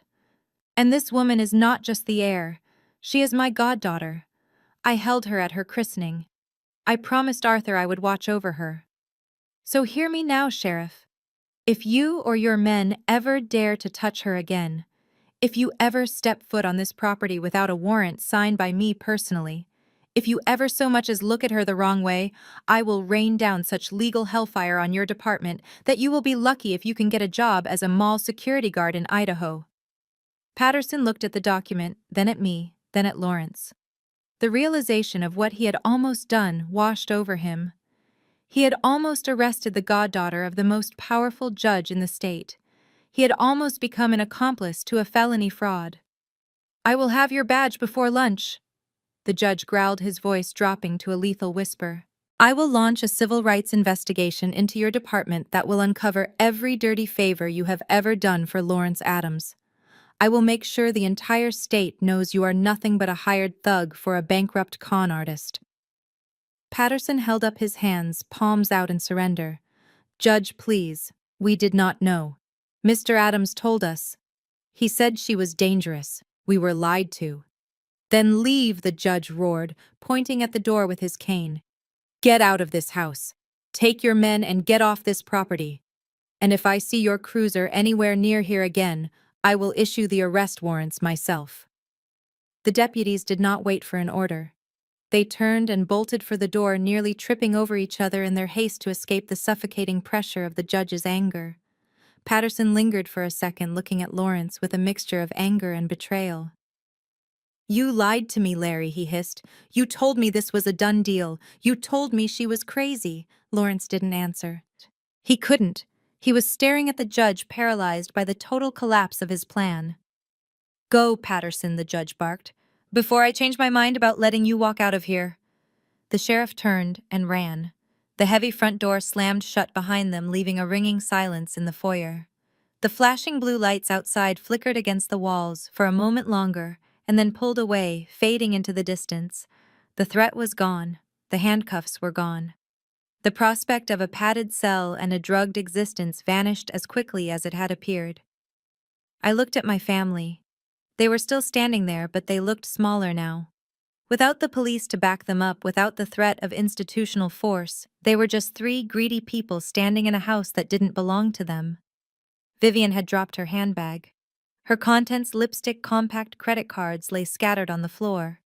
She stared at them as if she didn't know what they were. Chloe was pressed against the wall, her face pale, her arrogance replaced by pure terror. Darius looked like a child who had just realized the game was over and he had lost. Judge Sterling took a deep breath, composing himself. He adjusted his cuffs and turned to me. His anger evaporated the moment he looked at my face, replaced by that same deep protective warmth. Are you all right, Keisha? He asked gently. I nodded. I felt lightheaded. The adrenaline was crashing, leaving me shaky and weak. But I was safe. Thank you, I whispered. Thank you for coming. He smiled a sad, tired smile. Your grandfather knew Lawrence would try something like this. He knew your father was desperate. He told me to wait until the will was filed. He wanted to make sure there was no ambiguity, no loopholes. He wanted to make sure that when I walked through that door, I had the full weight of the law behind me. He turned to face my parents. His demeanor changed again. It wasn't the fiery rage he had shown the police. It was something colder. It was the disdain of a man looking at something rotting. Now he said, his voice flat and hard, let us discuss the terms of your surrender. Because make no mistake, this is not a negotiation. This is an eviction. And unlike the one you planned for Keisha, this one is going to stick. Judge Sterling stood in the center of the foyer, like a monolith of justice, his presence filling the space that the police had vacated. The silence that followed the slamming of the front door was not peaceful. It was the vacuum before an explosion. My parents were still huddled together near the wall, their postures shifting from terrified submission to a desperate scrambling attempt at damage control. Lawrence straightened his tie, a futile gesture of dignity that looked pathetic given the circumstances. He cleared his throat, a wet, nervous sound. Judge, please, you have to understand the context here. Lawrence began, his voice taking on that oily, persuasive tone he used when trying to close a business deal that was going south. We know how this looks. It looks bad. We admit that. But you are only seeing one side of the story. Keisha is... She is a troubled girl. She has always been jealous of our success. She manipulated Arthur in his final days. She twisted his mind against us. Vivian chimed in, her voice, trembling but gaining strength as she latched onto her husband's narrative. Yes, Marcus, please listen. Arthur was senile. He did not know what he was signing. Keisha took advantage of him.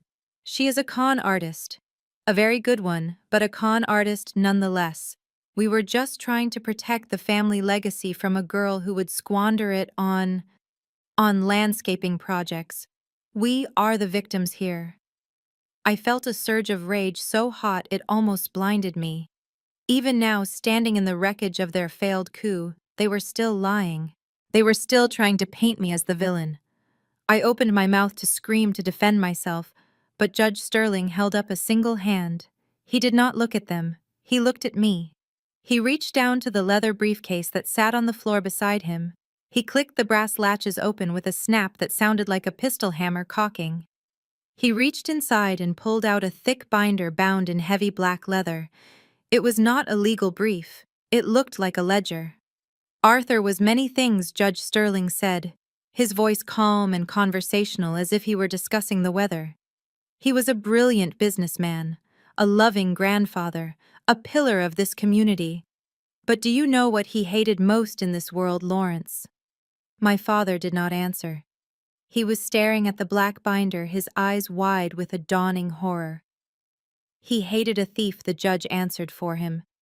He walked over to me and placed the heavy binder in my hands. It felt dense, solid, like a brick of gold or a loaded weapon. He called this his accounting, Sterling said softly. He spent the last 2 years of his life compiling it. He hired forensic accountants. He hired private investigators. He wanted you to know exactly who you were dealing with, Keisha. He wanted you to know that your poverty was not an accident.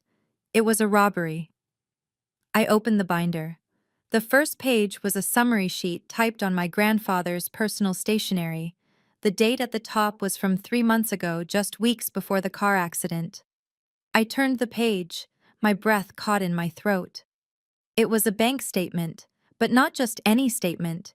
It was a transaction record for a shell company called LVA Holdings. I scanned the columns. Deposits, massive deposits. $50,000, $12,000, $100,000. All transferring out of Brooks Industries, my grandfather's company, and into LVA Holdings. And the signatories on the LVA account were Lawrence and Vivian Adams. I looked up at my parents. They were not looking at me. They were looking at the floor, at the walls, anywhere but at the evidence in my hands. $5 million, I whispered. The number felt impossible in my mouth. Judge Sterling nodded grimly. Over 10 years. They did not just borrow money, Keisha. They siphoned it. They set up fake vendor accounts. They billed the company for consulting services that were never rendered. They treated your grandfather's life work like their personal piggy bank. I flipped through the pages. There were receipts.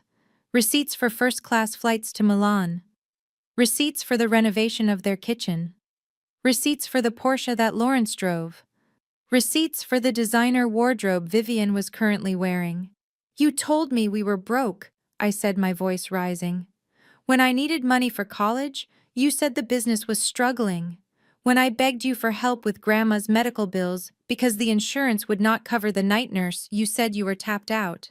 We were broke, Vivian shrieked, her composure cracking.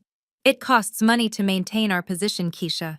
You do not understand the pressure, the society dues, the galas. We had to look the part. If people knew we were struggling, Lawrence would have lost his clients. We did it for the family. You did it for your vanity, I shouted, slamming the binder shut. You stole $5 million from your own father while his wife was dying of dementia. You let me sleep on the floor by her bed because you said you could not afford help while you were stealing enough money to staff a private hospital wing. Lawrence looked at the judge pleadingly. Marcus, we intended to pay it back. It was a loan. An unauthorized loan maybe, but we were going to fix it. The market just turned against us. Arthur knew, Judge Sterling said coldly. He knew every dime you took. He let it slide for a long time because you were his son. He hoped you would find your moral compass. But then he found out about the house. The house, Lawrence whispered, and his legs finally gave out. He sank onto the bottom step of the staircase, his head in his hands. I looked at the judge, confused. What about the house? Turn to the red tab in the back, the judge instructed. I flipped to the back of the binder. There was a copy of a document, a deed of trust, a mortgage agreement. It was dated 6 months ago. It was a loan for $500,000 secured against Cascade Manor. But Grandpa owned this house outright, I said, scanning the paper. There was no mortgage. There is now, the judge said. Or there would be if the bank knew the truth. Look at the signature, Keisha. I looked at the bottom of the page. There was my grandfather's signature. Arthur Brooks. It looked shaky, a little uneven, but it was his name. Except it wasn't.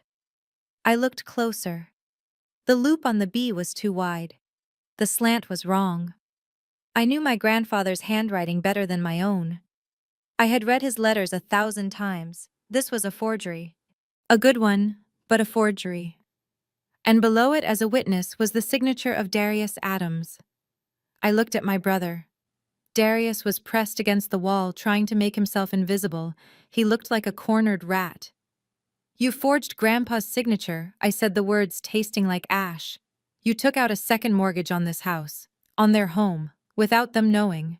Darius licked his lips. I had a debt. A bad debt. In Vegas. They were going to hurt me, Keisha.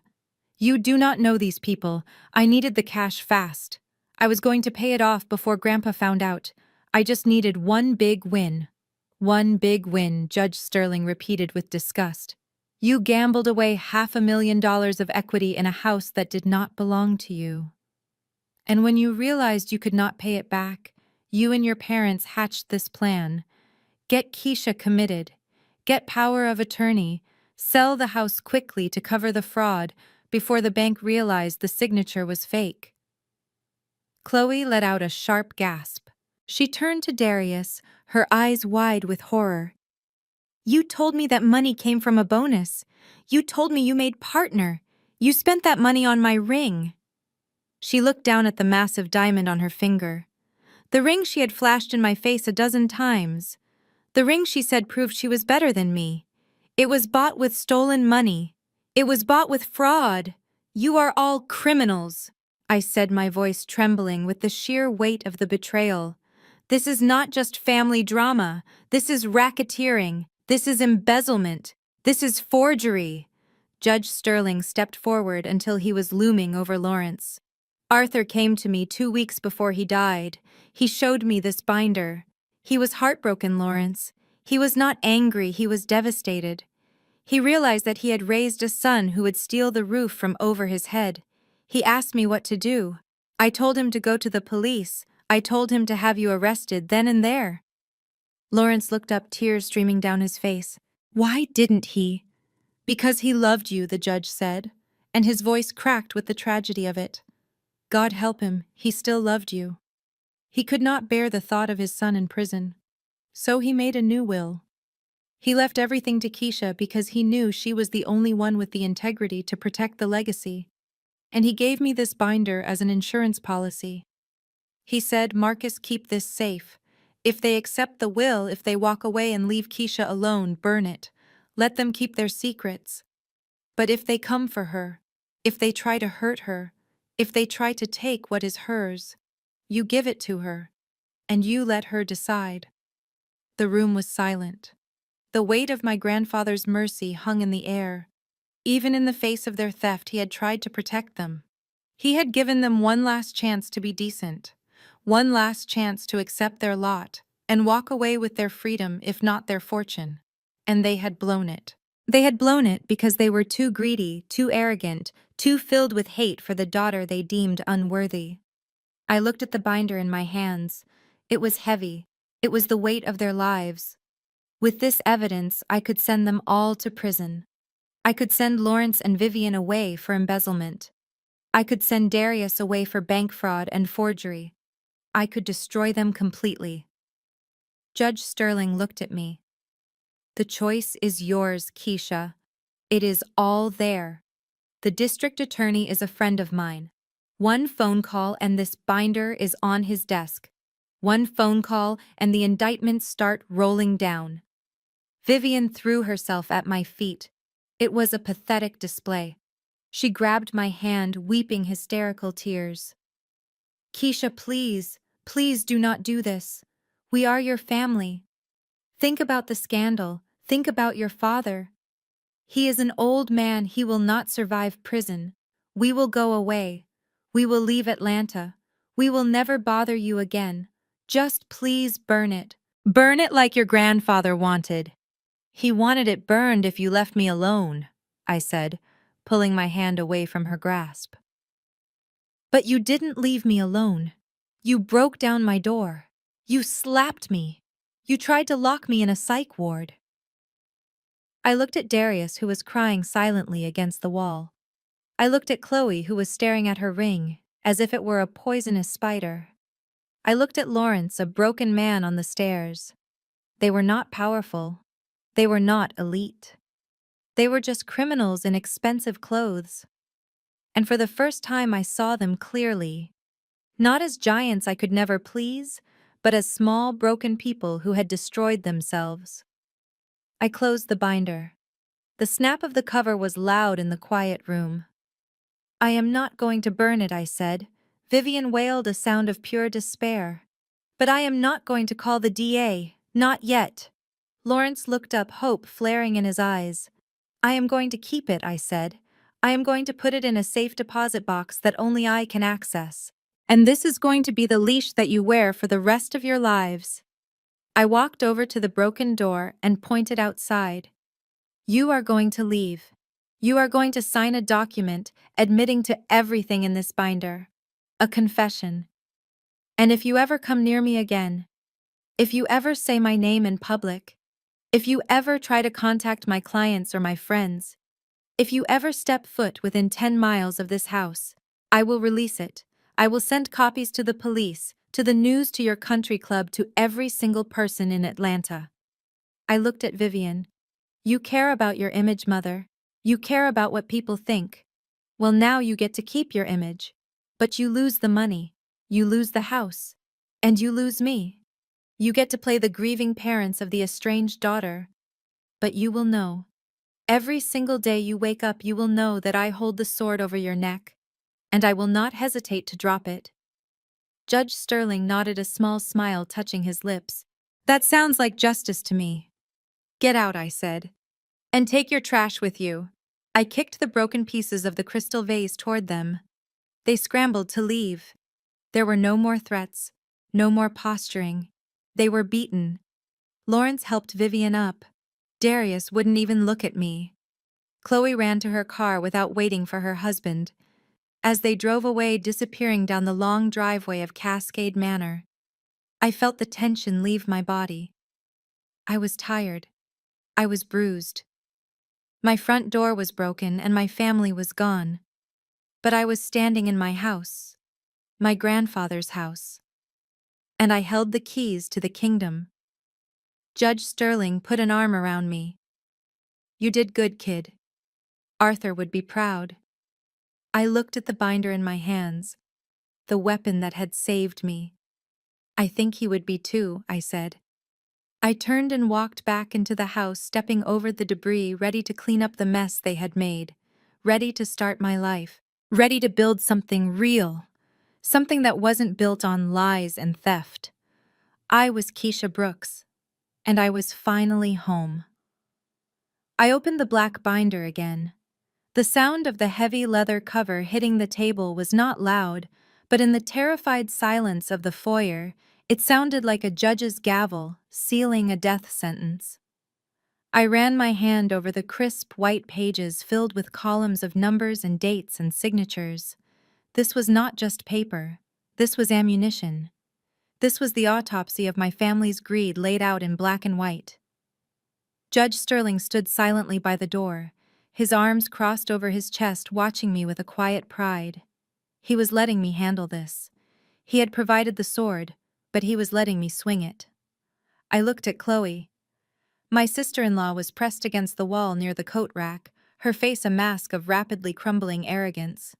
She was clutching her designer handbag like a shield, her eyes darting between me and her husband Darius. She knew something was coming.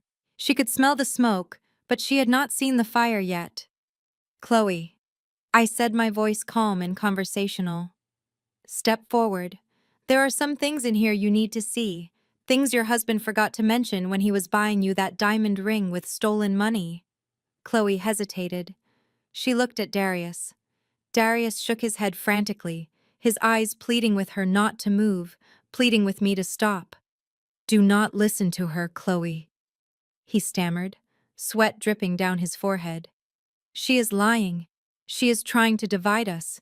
We are a team, baby. A team." I repeated with a dry laugh. "Is that what you call it, Darius? A team?" I looked down at page 42 of the forensic report. Interesting. Because according to this, you have been using Chloe's social security number to open lines of credit without her knowledge for the past 18 months. Chloe's head snapped toward her husband. What did she say? Darius turned a sickly shade of gray. Nothing. It is nothing. Is just paperwork errors. I continued reading, my finger tracing the line items. A credit card opened in Chloe Adams' name maxed out at $50,000.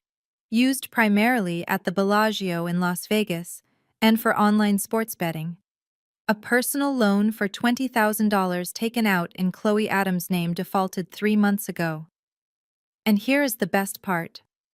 A second mortgage application on your condo forged with Chloe's signature pending approval.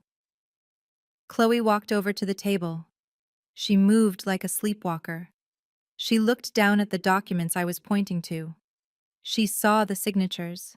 She saw the dates. She saw her own financial ruin printed in high definition. Her hands started to shake.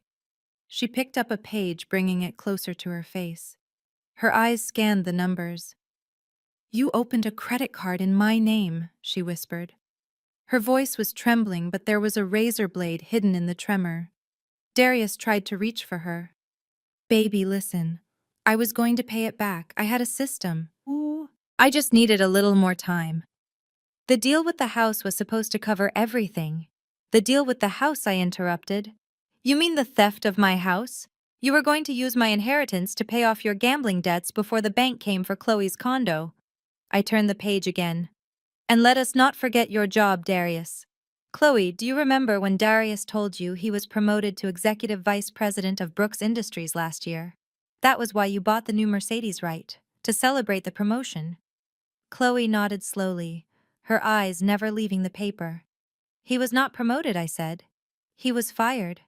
The silence that followed was absolute. Even Vivian stopped her quiet sobbing. "Grandpa fired him 18 months ago," I continued, "for embezzlement. He caught Darius charging personal expenses to the company account. Escorts, hotel rooms, Rolex watches. Grandpa didn't want to humiliate him publicly, so he let Darius pretend he was still working. He let him keep the title for appearances, but he cut off the salary." I looked at my brother, who was now leaning against the wall looking like he wanted to vomit. "That salary you thought he was bringing home Chloe. That was Grandpa giving him an allowance out of pity. An allowance he stopped the day he died. Darius has been unemployed and insolvent for nearly 2 years. He is not a vice president. He is a charity case. And now that the charity is gone, he is just a thief with a mountain of debt that has your name on it." Chloe dropped the paper. It fluttered to the floor, landing softly on the marble. She turned to Darius. Her face was unrecognizable. The mask of the bored socialite was gone. In its place was the face of a woman who realized she had been conned. "You lied to me," she said, her voice rising with every word. "You told me you were running the company. You told me we were rich.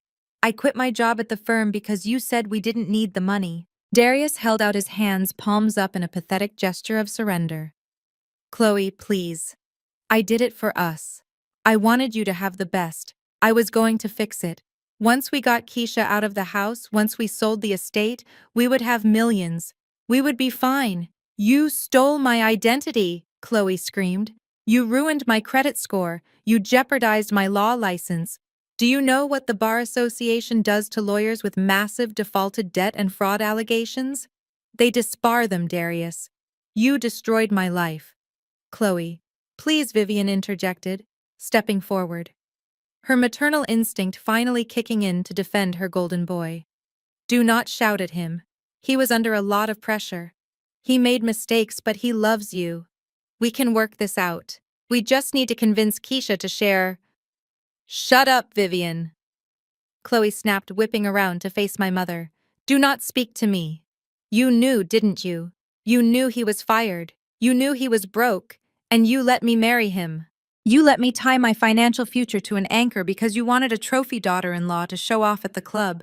You are just as bad as he is. She turned back to Darius. Her eyes were dry now, burning with a cold, focused hatred. I am not working this out. There is no we anymore. She took a step closer to him. Darius flinched, expecting a scream. But Chloe didn't scream. She swung. Her hand connected with his face with a sound that was louder than the gunshot crack of the door breaking earlier. It was a slap filled with the fury of a woman scorned, a woman defrauded, and a woman who had just realized she had wasted 5 years of her life on a lie. Darius stumbled back, clutching his cheek, staring at her in shock.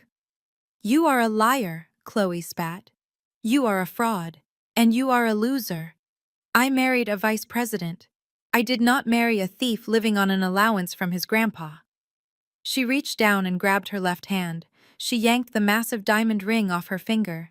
The ring bought with stolen money. The ring that was a lie. She threw it at him. It hit him in the chest and bounced away, skittering across the floor to rest near the broken vase.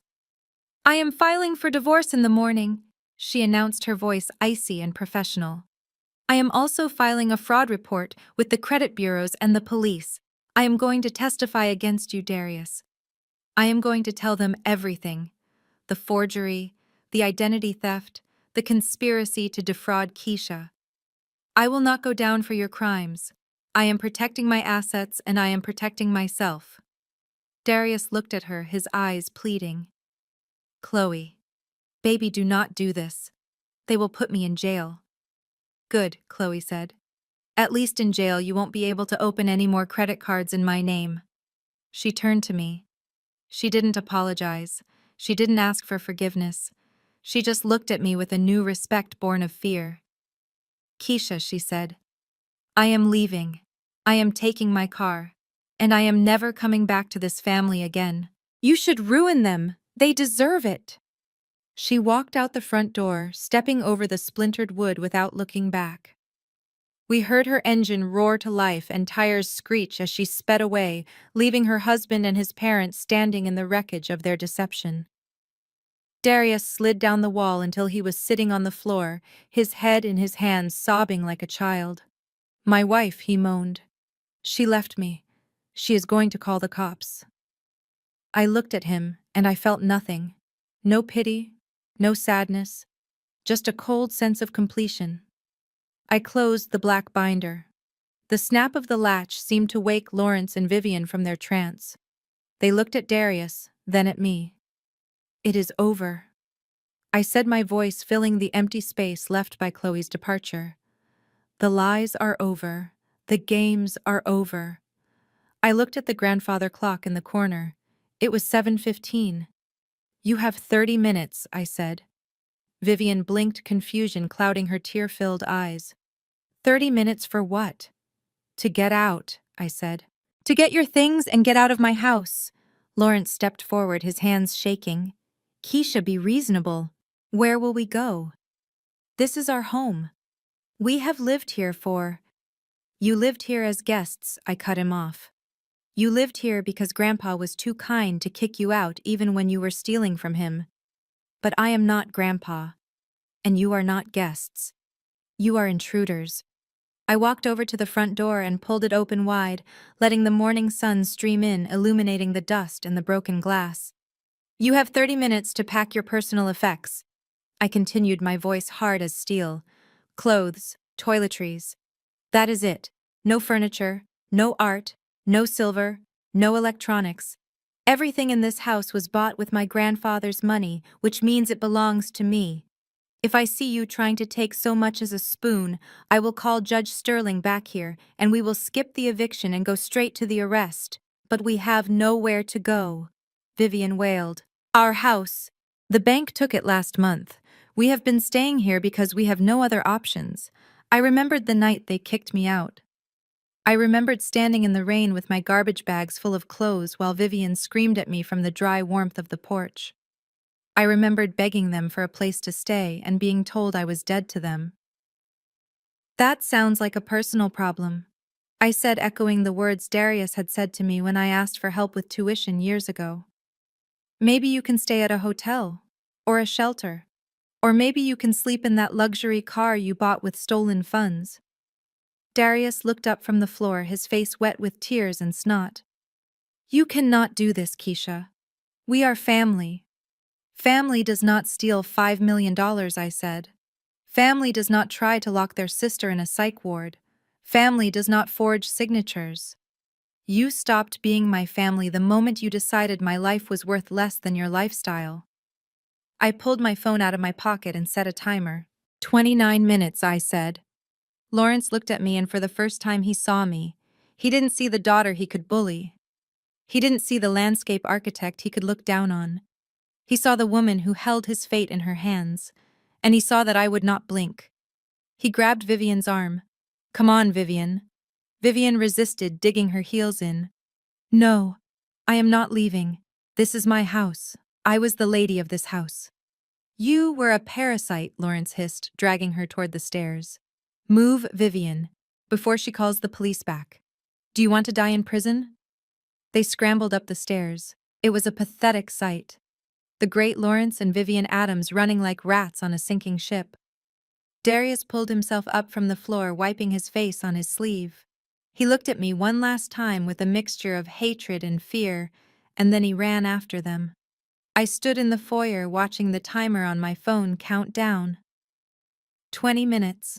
I heard banging upstairs, drawers being ripped open, suitcases being thrown around, the sounds of a life being dismantled in panic. 15 minutes. I saw Judge Sterling watching me from the kitchen doorway. He gave me a small nod of approval. He didn't interfere. He knew this was something I had to do myself. This was my exorcism. 10 minutes. They started coming down. They were dragging suitcases bulging at the seams. Vivian was wearing 3 coats layered on top of each other, trying to smuggle out her wardrobe on her back.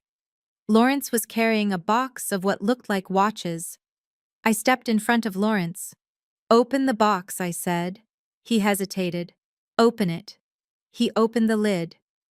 Inside were my grandfather's vintage watches.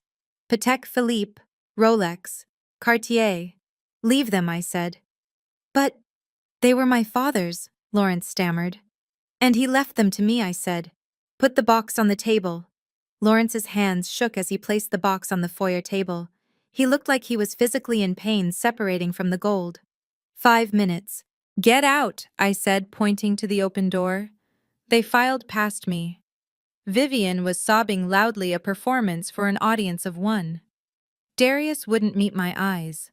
Lawrence looked like a ghost. They dragged their suitcases down the front steps and onto the gravel driveway. They loaded them into the 2 cars that were still parked there. The cars that the bank would probably be repossessing by the end of the week. 1 minute. I walked to the doorway. They were in their car's engine starting. I looked at the timer. 0. I stepped back inside and slammed the heavy oak door. The sound rang through the house, final and absolute. I locked the deadbolt. I turned around and leaned against the door, sliding down until I was sitting on the floor. The house was quiet. The shouting was gone. The threats were gone. The police were gone. It was just me. And the silence was beautiful. I looked up at the crystal chandelier hanging above me. It was dusty. I would have to clean it. I looked at the walls. The wallpaper Chloe hated was peeling in the corner. I would have to fix it. I looked at the floor. The shattered vase lay in a pool of light. I would have to sweep it up. There was so much work to do. But for the first time in my life, it was my work. It was my house. It was my life. And they were never coming back. The silence in the foyer following Chloe's departure was thick enough to choke on. My mother stood amidst the ruins of her social aspirations, watching the taillights of her daughter-in-law's car fade away. Then she turned her gaze back to me. Her face crumpled. It was a transformation so sudden and so dramatic it would have won an award on Broadway. The rage and the arrogance dissolved instantly, replaced by a mask of tragic maternal suffering. Tears that seemed to appear on command spilled over her perfectly made-up lashes, ruining her foundation. She took a step toward me, her hands outstretched, trembling like a leaf in a storm. "Keisha, baby," she wailed, her voice cracking with a sorrow that almost sounded real. "How can you be so cruel? I am your mother. I gave you life. I carried you for 9 months. I nursed you. I sacrificed my body and my youth for you. And this is how you repay me? By throwing me out on the street like a stray dog. Have you no heart? Have you no memory of the love we shared?" I watched her performance with the detached curiosity of a scientist observing a specimen under a microscope. It was fascinating, really. For 28 years, this guilt trip had been her ultimate weapon. Whenever I established a boundary, whenever I asked for affection, whenever I tried to be my own person, she would pull this trigger.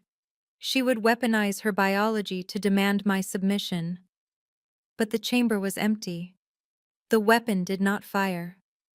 "I am not throwing you out on the street, Mother," I said, my voice flat and devoid of the emotion she was desperate to provoke. "You have a car. You have friends. Or at least you did until Chloe posted on Facebook. You will figure it out. You always do." Vivian dropped to her knees. She actually fell to the marble floor, clasping her hands together in a pose of prayer. "Please, Keisha, do not do this. I am begging you. We are family. Blood is thicker than water. You cannot turn your back on the people who raised you. Where is your compassion? Where is the sweet little girl I raised?" "The sweet little girl you raised died in Terminal 3 of Hartsfield-Jackson International Airport," I said, the memory rising up in my throat like bile. Vivian blinked, her sobbing pausing for a fraction of a second. "What are you talking about?" I took a step closer to her, looking down at the woman who had birthed me, but never loved me. "Do not pretend you do not remember, Mother. I was 16 years old. We were supposed to go to family therapy in New York. A last-ditch effort to fix us before you sent me to boarding school. But when we got to the gate, the flight was overbooked. There was only one seat left in first class." I watched the recognition dawn in her eyes. The memory she had buried under layers of denial and self-justification was clawing its way to the surface. "You looked at me," I continued, my voice hard as flint, "and you looked at the ticket agent. And then your phone rang. It was Chloe. She had just gotten engaged to Darius, and she wanted to celebrate at a spa in Manhattan. She had booked a suite. And you had to be there. You had to be part of the celebration." "Keisha, that was a misunderstanding," Vivian stammered, scrambling backward on her knees. "I thought there was another flight." "You knew there were no other flights," I cut her off. "It was a holiday weekend. You took the upgrade. You got on that plane. You left your 16-year-old daughter alone in the busiest airport in the world with $40 and no return ticket.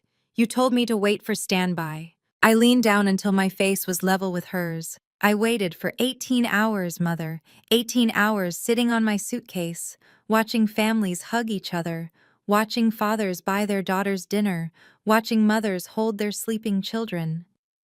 I slept on a bench near the garbage cans.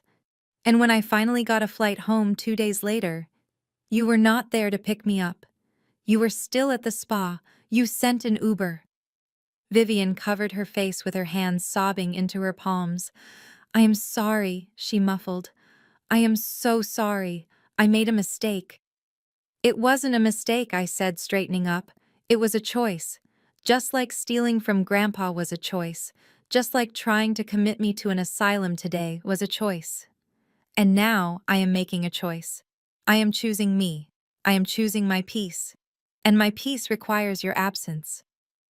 I looked at my watch. "You have 19 minutes left." Lawrence, who had been watching this exchange with a look of growing horror, suddenly seemed to realize that emotional manipulation was not working. His wife's tears were useless. The guilt trip had failed.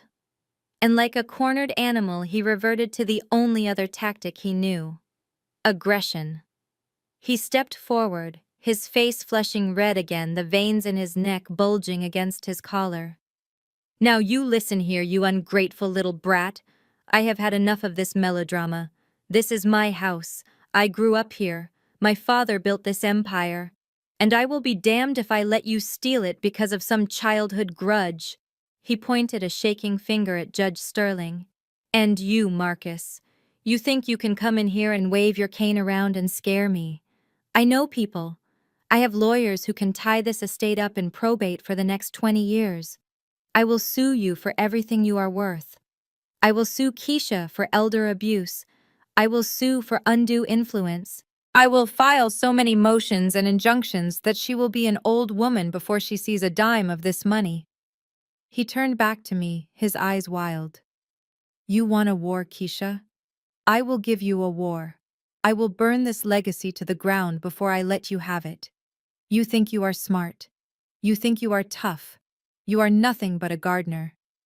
And I will bury you. Judge Sterling sighed. It was a sound of profound disappointment. He reached into his jacket pocket and pulled out his phone. He tapped the screen once, then held it up. Lawrence, he said, his voice calm and weary. Did you really think Arthur didn't anticipate this? Did you think the man who built a fortune from scratch didn't know his own son? What are you talking about? Lawrence snapped. I am talking about the district attorney, Judge, Sterling said. I just sent him the digital file of the black binder, and I also sent him the recording of the last 10 minutes. Lawrence froze. What recording? My phone has been recording since I walked in the door, the judge said pleasantly. I have you on tape threatening the heir. I have you admitting that your wife's tears are a performance. And now I have you threatening malicious litigation to defraud the estate. He put the phone back in his pocket. The DA is already drafting the indictments, Lawrence. For embezzlement. For fraud. And now thanks to your little outburst for extortion. He was on the fence about arresting you today. He thought maybe, just maybe, you were a grieving son who made a mistake, but I think this recording will clarify things for him. Sterling took a step toward my father, towering over him. So here is your new reality, Lawrence. You can leave right now. You can get in your car and drive away and pray that your lawyers are better than the ones you hired to forge those mortgage documents, or you can stay here and keep threatening us. And if you choose option 2, I will call the state troopers back. And this time they won't just escort you off the property, they will take you out in irons. He looked Lawrence in the eye. So the question is simple. Do you want to leave here in an Uber, or do you want to leave in a prison transport van? Because I am very happy to arrange the latter. Lawrence looked at the judge. He looked at the phone in the judge's pocket. The fight drained out of him like water from a cracked glass. His shoulders slumped. His arrogance evaporated, leaving behind only a small, scared old man who had gambled everything and lost. He didn't say a word. He just turned to Vivian. Get up, he muttered. Vivian looked up, her mascara running down her cheeks in black streaks. But Lawrence, the house is gone, he hissed, grabbing her arm and hauling her to her feet. It is over, Vivian. We have to go, now. He looked at Darius, who was still sitting on the floor staring at nothing. Darius, move. Darius stood up slowly. He looked at me, and for a second I thought he might apologize. I thought he might say something to bridge the chasm between us. But he didn't. He just looked at me with a mixture of fear and resentment, and then looked away. They started to move. They walked toward the stairs, defeated, broken, and stripped of their power. I watched them go, and I felt nothing. No triumph, no joy, just a quiet, heavy relief. The monster under the bed was gone. The boogeyman was real, but he was leaving. 10 minutes later, they came back down. They were carrying 4 suitcases between them. That was it. That was the sum total of their lives in this house. Clothes, toiletries, a few personal items. Vivian was wearing a fur coat despite the warmth of the Atlanta morning, trying to salvage some shred of her dignity. Lawrence was carrying 2 bags, breathing heavy. Darius trailed behind them, holding a gym bag, his head down. They walked to the front door. I did not move out of the way. I stood my ground, forcing them to walk around me, forcing them to acknowledge that I was the anchor and they were the drift. Vivian paused at the threshold. She looked back at the chandelier, at the winding staircase, at the life she was leaving behind. She looked at me. "I hope you are happy," she whispered. "I am not happy, Mother," I said. "I am safe. And that is better." She flinched and walked out into the bright sunlight. Lawrence followed, not looking back. Darius was the last one. He paused at the door. "Good luck with the garden, sis," he said, his voice devoid of emotion. And then he was gone. I walked to the doorway and watched them. They dragged their heavy suitcases down the steps, the wheels clattering loudly on the stone. They looked small against the backdrop of the massive estate. They looked like tourists who had overstayed their welcome. But as they reached the driveway, they stopped. There was a crowd. During the hour that the drama had unfolded inside, the neighborhood had woken up. The police sirens, the shouting, the arrival of the judge's Bentley, it had all drawn attention. But it was Chloe's post that had really done it. Chloe had sent out the bat signal to destroy me. She had alerted the community. She had told everyone that there was a crisis at Cascade Manor. But she had underestimated the grapevine. While we were inside arguing, the truth had started to leak out. Maybe it was the locksmith talking at the coffee shop. Maybe it was the neighbors who had seen the judge arrive. Maybe it was just the fact that in a tight-knit community, people know who the real villains are. Mrs. Gable was there, standing by her mailbox in her gardening gloves. Mr. Henderson, the attorney, was there watching from his car. The head of the homeowners association was there with her phone out. And they were not looking at me with disgust. They were looking at my parents. They saw the broken door, broken. They saw the suitcases. They saw the look of guilt plastered on Lawrence's face.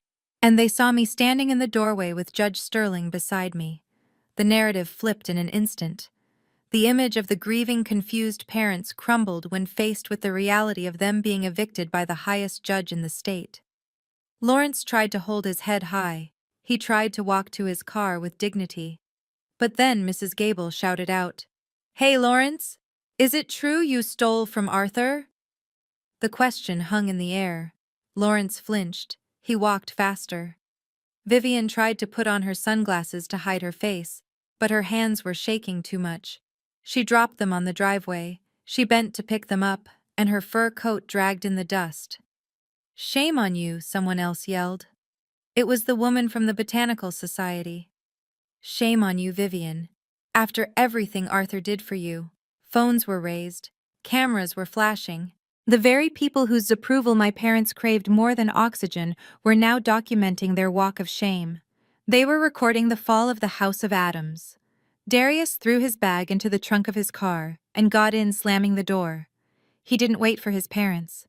He started the engine and reversed out, narrowly missing Mrs. Gable, almost hitting the brick pillar of the gate. He sped away, leaving his parents behind. Lawrence and Vivian loaded their bags into Lawrence's Porsche. It was a tight fit.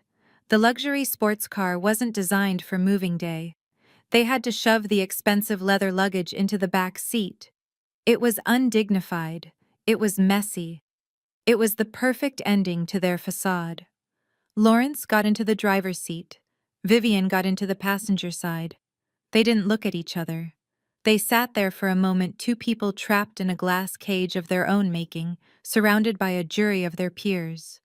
Lawrence started the car. He drove slowly down the driveway, navigating through the crowd of neighbors who parted like the Red Sea, but not out of respect, out of revulsion. I watched them go. I watched the Porsche turn left out of the gate and disappear down the street. I watched the dust settle in their wake. The neighbors looked up at the house. They looked at me. Mrs. Gable gave me a small, tentative wave. I nodded back. I didn't smile. I didn't need their approval either. I just needed them to witness the truth. Judge Sterling stepped up beside me. He placed a hand on my shoulder. "It is done," he said. "Yes," I said, taking a deep breath of the fresh morning air. "It is done." I looked out over the estate. The sun was fully up now, illuminating the sprawling lawns, the ancient oaks, the rose garden that needed tending. It was beautiful. It was majestic. And for the first time in my life, it didn't feel like a museum or a fortress. It felt like a blank canvas. I looked down from the balcony at the empty driveway. The silence was not empty, it was full of possibility. I turned to Judge Sterling. "Would you like some coffee?" I asked. "I think I can finally make a fresh pot." He smiled, and for the first time that day, his eyes crinkled with genuine joy. "I would love that, Keisha. And then we have work to do. We have a foundation to run. And I believe you have some landscaping to redesign." I looked back one last time at the gate, where my family had vanished. "Goodbye," I whispered. And then I turned my back on the past and walked into my future. 3 months is not a long time in the grand scheme of history, but it is an eternity when you are falling from the top of the world to the bottom of the barrel. For my parents, that fall was not just a change in address, it was a complete dismantling of their reality. The apartment complex was called The Pines, but there were no pine trees. There was only a parking lot filled with rusted sedans and a dumpster that smelled of rotting garbage in the Georgia heat. Inside Unit 4B, the air conditioner rattled with a death rattle that matched the cough Lawrence had developed since losing his health insurance. The walls were thin enough to hear the neighbors' argument about money, which was ironic, considering that was the only conversation happening inside my parents' apartment, too. Vivian sat at a folding table that wobbled every time she touched it. She was staring at a stack of job applications for retail positions. The woman who had once spent $500 on a lunch at the country club was now trying to figure out how to explain a 30-year gap in her employment history to a manager at a department store. Her designer clothes were gone sold to a consignment shop for pennies on the dollar to pay for the security deposit on this place. She was wearing a t-shirt she had bought at a thrift store, and her hair, which used to be perfectly dyed and blown out, was showing gray roots that seemed to spread daily like a fungus. Lawrence sat on the lumpy sofa staring at the small television. He wasn't really watching it. He was watching his life replay in his mind, trying to find the moment where he could have fixed it. But there was no fix. The audit Judge Sterling had threatened had happened. The IRS did not care about family legacy. They cared about the $2 million in unpaid taxes Lawrence had hidden in offshore accounts. They had seized everything: the cars, the accounts, the remaining jewelry Vivian had tried to hide in a shoebox. He was a pariah. The phone calls to his old golf buddies went straight to voicemail. The emails to his former business partners bounced back. In the tight-knit world of Atlanta's black elite, reputation was currency, and Lawrence was bankrupt. He walked down the street and people crossed to the other side, not out of fear, but out of the kind of embarrassment you feel when you see something dead on the side of the road. But the silence in the apartment was broken by the news report on the TV. Breaking news in the fraud trial of Darius Adams, the reporter said, her voice cheerful and professional. Vivian looked up, her eyes hollow. Lawrence turned the volume up with a remote that was held together by tape. On the screen was a sketch of a courtroom. And there was Darius. He was not wearing his custom suits. He was wearing an orange jumpsuit that washed out his complexion. He looked small. He looked terrified. And on the witness stand in the sketch was Chloe. My former sister-in-law had not just divorced Darius, she had annihilated him. She had turned state's witness with a vengeance that terrified even the prosecutors. She had saved every text message, every email, every forged receipt. She testified about the credit cards he opened in her name. She testified about the fake job title. She testified about the night he came home bragging that he was going to take the house from his sister. The jury deliberated for less than 2 hours, the reporter continued. Darius Adams has been found guilty on 12 counts of wire fraud, identity theft, and forgery. Sentencing is set for next month, but legal experts say he is facing a minimum of 8 years in federal prison. Vivian let out a sound that was half sob, half scream. "My baby," she wailed. "They took my baby." "They didn't take him," Lawrence muttered, staring at the screen. "He took himself. And we drove the getaway car." It was the first honest thing my father had said in decades. Across town, I was sitting in a very different room. I was in the office of the president of Spelman College. The mahogany desk was polished to a mirror shine, and the windows overlooked the lush green campus. Judge Sterling sat next to me. Mr. Henderson was on my other side. So it is settled, the president said, smiling at me with genuine warmth. The Arthur and Marie Brooks Memorial Scholarship Fund. It will provide full tuition, room and board for 10 students every year, specifically students who have lost their parents or are navigating the foster care system. I signed the check. It was for $5 million. It was the money my parents had stolen. I had recovered what I could from the sale of their assets before the IRS got involved, and I had added the rest from my own inheritance. I didn't want their dirty money. I wanted to wash it clean. You are doing a great thing, Keisha, the president said. Your grandparents would be honored. I hope so, I said, putting the pen down. I want their name to mean something again. I want Brooks to mean generosity, not greed. Later that afternoon, as I walked to my car, my phone rang. It was a number I didn't recognize, but the area code was local. I answered it against my better judgment. Keisha. It was Vivian.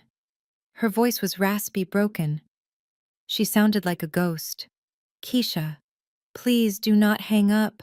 I saw the news about Darius. I know you saw it. I did, I said, my voice steady. He is going to prison, Keisha. He is going to be destroyed in there.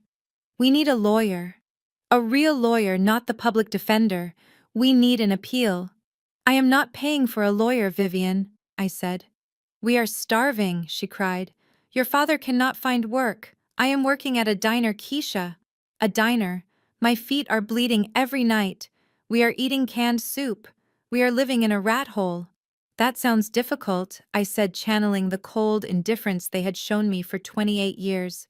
Perhaps you should budget better. We are your parents, she screamed, the facade cracking. You owe us. You are sitting on $30 million, and you won't even give us $5,000 for a retainer. You are evil. You are a monster.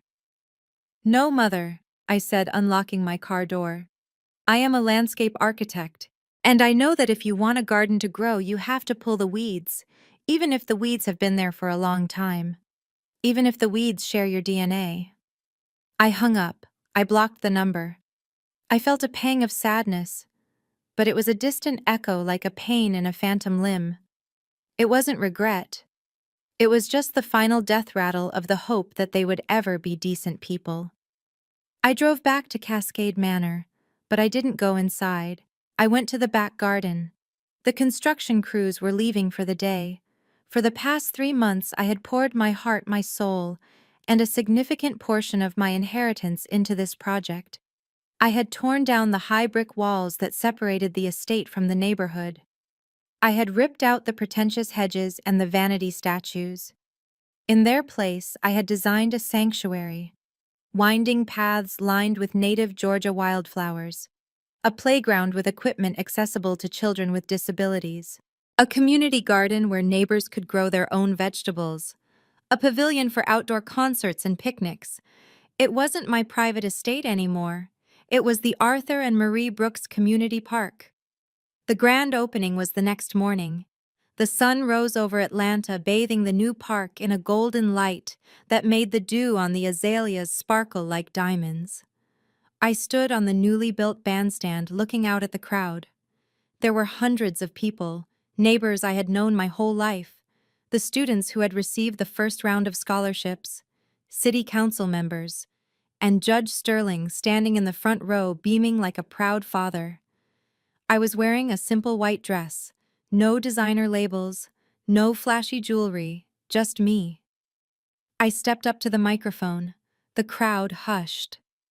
Welcome, I said, my voice ringing clear across the lawn. My grandfather used to say that land is the only thing that lasts, but he was wrong. Love lasts, community lasts.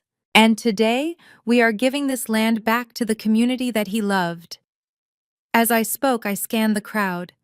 I saw Mrs. Gable nodding in approval. I saw the lady from the Botanical Society smiling. I saw the faces of people who had been lied to about me, but who had come to see the truth for themselves. And then I saw her. At the very edge of the park near the new wrought iron gates there was a woman. She was wearing a scarf over her head and oversized sunglasses trying to hide her face. Her coat was worn at the elbows, and she was clutching a large tote bag. It was Vivian. She was trying to push past the security guard I had hired. I could see her gesturing wildly, pointing at the stage, pointing at me. She was trying to tell him she was the mother of the woman on stage. She was trying to use her old currency. The guard, a large man named Marcus, shook his head. He held up a clipboard. I stopped speaking for a second. The silence stretched. The crowd turned to see what I was looking at. Vivian saw me looking. She pulled down her sunglasses. Her eyes were desperate, pleading. She mouthed the word please. She held out her hand, palm up, the universal gesture of the beggar. She wanted money. She wanted recognition. She wanted to be invited onto the stage to bask in the glory she hadn't earned. I looked at her. I looked at the woman who had left me at an airport, the woman who had stolen my tuition, the woman who had slapped me in my own foyer, and I felt nothing. I didn't feel hate. I didn't feel anger. I didn't even feel pity. I just felt the indifference you feel when you look at a stranger on the street. I gave a small, almost imperceptible shake of my head to Marcus. Marcus understood. He stepped in front of Vivian, blocking her view of the stage. He said something to her. I couldn't hear it, but I knew what it was. You are not on the list. Vivian recoiled as if she had been slapped. She looked at me one last time. She saw the scissors in my hand, ready to cut the ribbon. She saw the judge standing beside me. She saw the community cheering for me. And she saw that there was no place for her in this picture. She turned around. Her shoulders slumped. She hugged her tote bag to her chest and walked away, disappearing down the street, alone, unnoticed, unmourned. I turned back to the microphone. I dedicate this park to Arthur and Marie Brooks. I said, my voice strong and full of joy. May it be a place where everyone is welcome, everyone who knows how to love. I cut the ribbon. The silk parted with a satisfying snip. The crowd cheered. The band started playing jazz. Children ran onto the playground screaming with delight. Judge Sterling hugged me. You did it, Keisha. You really did it. I looked at the garden. It was blooming. It was alive. It was free. They say blood is thicker than water. They say you only get one family. They say you have to forgive and forget because you can't choose your relatives, but they are wrong. Sometimes the family tree is rotten at the root. Sometimes the water in the well is poisoned. And when that happens, you don't drink it. You don't water your garden with it. You drain it. You dig it out. You replace the soil. And you plant something new. I am not just the girl who inherited $30 million. I am the girl who inherited herself. I inherited my dignity. I inherited my future.